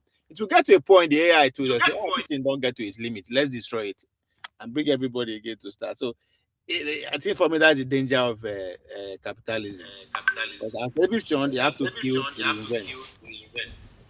Yes, that is a systemic problem, and they know it. So, and you know the problem. So the things we manifest as individuals usually re-manifest itself. It's just like Euclidean geometry, you know, and the patterns and vibrations of matter interacting in life and their wave functions to such a point that when A and B clash, they present C. When C and D, so there is a point that it reaches, even just the natural order, that when this and this happen, it creates death. It creates destruction. That's the way the nature fundamentally works. So there is birth, death, rebirth, death, rebirth. It's a wave. It goes Yeah, like yeah, this, but like that. don't you know you also have to be in control at every change? Now That's let the me problem. tell you what I That's mean. the Who is in okay. control at that stage matters, right? In our own case, we don't control the changes, so they control it from our side for their own benefit. Now look at China. They understand the system I'm talking about, birth and death, right? So at every stage, they are the one controlling it, right? So they reduce, they put a mechanism in place to control the external interference that will stop them from regulating those natural change. I don't know if you get what I'm saying. Yeah, I get it. I get So it we need to get to perfectly. that point whereby we regulate our own changes too, the natural changes. The problem, you see, the fundamental problem with capitalism, Uvi, is the fact that the starting point of capitalism is to assume that the resources of the earth is infinite. The problem is that the earth is finite. The resources are finite. You get it? So there is a breaking point. And when you put everything in the hands of a few, they begin to see themselves as gods and begin to misbehave and begin to see human life as, currency, as something that is dispensable. Just look at Sudan, for example. So UAE, they sponsor mulatto Arabians to massacre melanated Arabians over control of the gold where they bear. Okay? So the consequence of that is the fact that they are not even hiding it. Now, look at the state of Somalia and Somaliland, okay? And the powers, the originators, the ogakpatapata of usury. And you know what makes capitalism even worse than it should be naturally, that it can be understandable, is the fact that interest. You see, this interest, that is what fundamentally skews it it becomes anti-society, anti-human, and then that is the place it becomes a monster. It has to steal, kill, destroy, pillage, whatever it's got to do to survive, it's got to do to survive. So when a lot of people look at America, I've been telling people that stop looking at America like a country. If you want to understand America, look at America like a corporation, like a bloody venture. Do you know any venture capitalist, any self-serving venture capitalist, the kind of people that are so self-centered and they are so, how can I get every penny, minute kopo out of everything? Like, if you've lived with people like that, the kind of they have this vibe that is God, oh God, for sake. It's not natural. You feel it around them. Like, that is what this system is. And though the powers that be are operating within that system. Now, this is its results. It is manifesting now. So, what we do at a personal level, at an individual level, gets to the community. What the community, gets to the society. What the society gets to the nation. What the nation gets to the country, and what the country gets to the region, and what the region, and then the whole world has the virus. But guess what? There is a breaking point. It may not be now, it may not be with us, but it is anti-nature that it's going to crash at some point. But those who have control of it now, of course, they'll ride the waves. They don't bloody care. And I don't think the person who will crash on his own at his own time would expect it to crash, or will be happy that it will just be so out of control that there's nothing they can do. Shineko. Yeah, we are experimenting human feelings. I think that's what I would say at this point.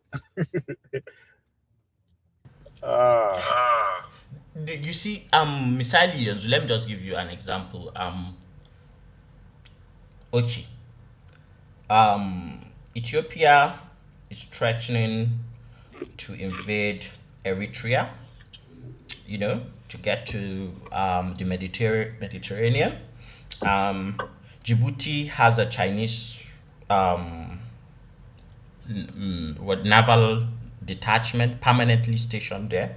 And Somaliland has been recognized by the bankers, the venture capitalists, of the people who have the majority of the world um, capital. Let me see. And now the progression is towards destabilizing the whole region. Now, and taking control of places where they feel um, they need to control to get to where they want to be. which village then give them for north, For I think northeast or Abina northwest for drone service station. huh? I think they've allocated a spot for them to do their drone refueling station. Oh, in Nigeria. Yeah, I think it's part of the deal that they just tried. Yeah, Let her it is go. possible, and just see Nigeria more as now. I'm talking of East Africa now. You don't bring me back home. Make I come back home. So just see Nigeria as more of a forward staging base, just like you get a battalion, in a combat zone where you put a forward operating base where you launch into theater, Yeah, yeah. So see Nigeria as that. And who is the enemy? Well, we all know the AES, and what they stand for. Unfortunately, I would rather, like, if I were to give my life, I would rather die with the kind of stance. I'd rather die standing than kneeling. You get it. If I were to be with the AES, I would give everything. yeah. But When for Nigeria, I have to look inward because I cannot operate outside of the system. This Nigeria is a fundamentally capitalist. So you if know, I operate out of the system, I lose. you have to look even all those ES countries like that. You have to look at the elements within the state. There are some people who are pro the enemy that you think the state is fighting. And I think that's the problem when you have when you don't have a coherent or if, an elite who have one front. So it's only a matter of time before they break it. I think the black man has been dealt with a fatal generational blow to F up his mindset. The effing up of the mindset of the black man is the biggest problem that we have. Nigeria is a good, sweet place to be patriotic for. But the people who you want to be patriotic for, they wish you nothing but death, destruction, Yeah, but ill that's luck. how you have to look at. That's how they are educated. That's how they are conditioned. Yeah, So yeah, no, you it's have not to even see their the fault. That's so what I'm then saying. then Yeah, then I you have to understand take though. the other side. You have to now instead of trying to convince them, you have to educate them. So I think that's what our leaders are lacking. I They turn understand. their back on the people. They call them stupid. In order for you to spend your energy, bring them up to par. Then you can actually fight the big elephant. The problem with our people is the fact that their loyalty is usually compromised. And there's a place for, you know, um, when you are navigating, um, when you are barefoot and you have to navigate a place where a floor where it is full of thorns, and and then you have to be careful where you place your leg, your foot, so such that you Yeah, won't wound yourself. So the problem with our leaders is the fact that now wear belle face, And But that has been there. I think, so which is what yeah, you are alluding to, that we have been dealt with a heavy blow. So, from the generation that gave us independence, there are generation who don't even understand what patriotism is. So, no, they are not. They are subsequently, not. they did not raise. We It's are not their not raised fault. with that patriotism spirit. It's not even So the we don't have independence generation generation. who were bred It's before them. solely to be Yeah. focused on the country. Don't have that Yes. yet. Yeah. It's before them. I think the where we got finished with is when you see this indirect system of government is and a case system, like showing people that you are this color. Oh. So if you are this color and the person who is darker than you, do you know that black people are even more, if you use that, they are even more color, what do they call it? They are even more, what do they call it? If you are fair, they see it as something special. You know, that is It's part of the brainwashing. colorism. It's Colorism part is of the the part of, brainwashing. yeah. So look at it from where the problem started. Like since the conquest, I'm not talking of the colonial one. The colonial one was the final one, right? Yeah, it But was the finals. yeah, I Late think 1800 was the since the finals. Phoenician, since what do they call them? These people that collapsed the Bronze Age, since they came, and before the Greeks, I think the first Eurasians,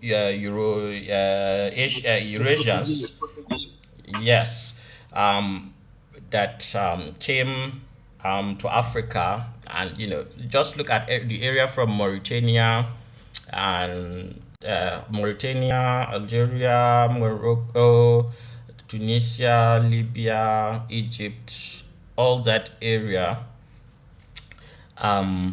So this is where that started. So when they did that, they also had to go back, and then there was an African revival because Kemet came back, and after Kemet came back, but it was and had the dynasty that was going to be conquered by the next invaders, which were the Greeks. So after the Greeks came back proper, when they established that Alexandria, and in between that Carthage and all those things that happened, that from there, that was when the problem started. So but it was not as bad as when Rome took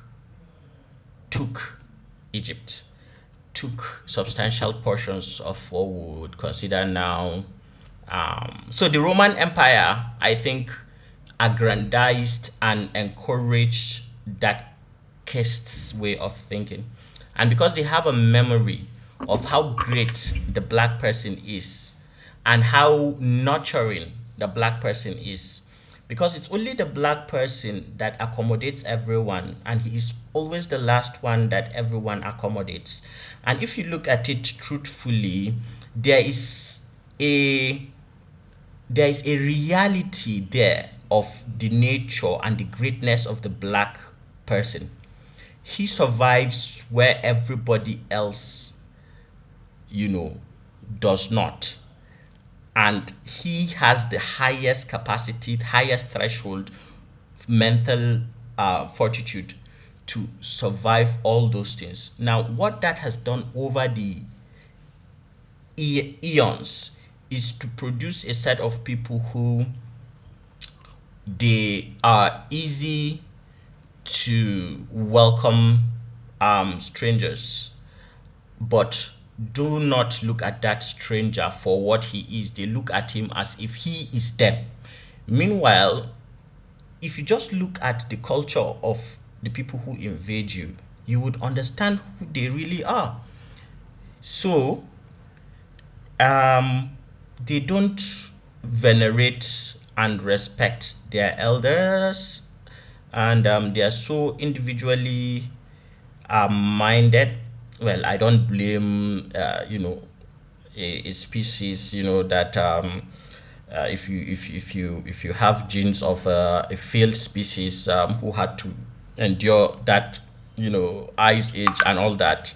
Of course, you have to steal, you have to kill, you have to, because life is short, brutish, and Yeah, does not forgive. but you So also if you carry that, have to understand that these are this generation are just one generation from people who carry out the conquest.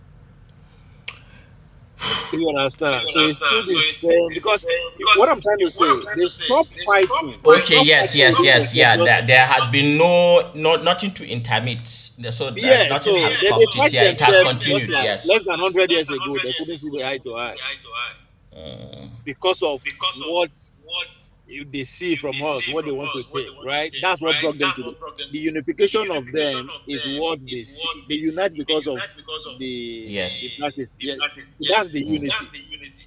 If not, Yeah. they still don't see eye to eye, even up to today.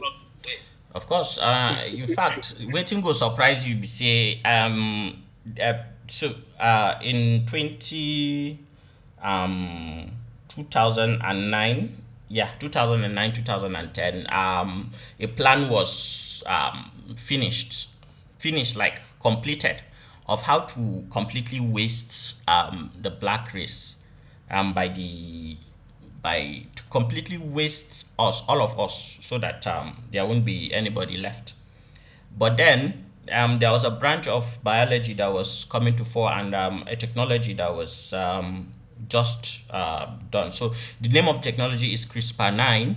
So it's a gene editing technology. It gave the biologist that and her team that discovered it a greater insight to what the human genome actually looks like. And we're now at a stage where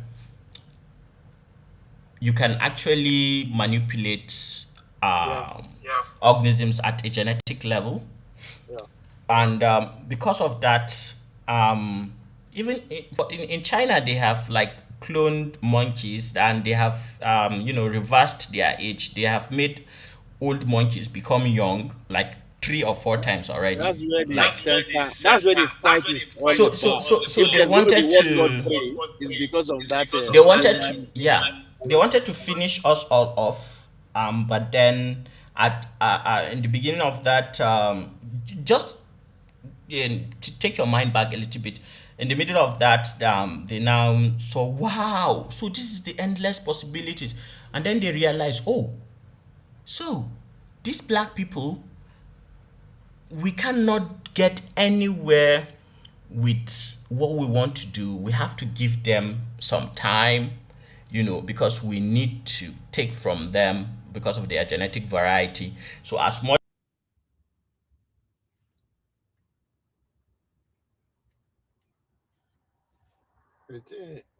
Your audios don't stop. Awesome. If you can still hear me.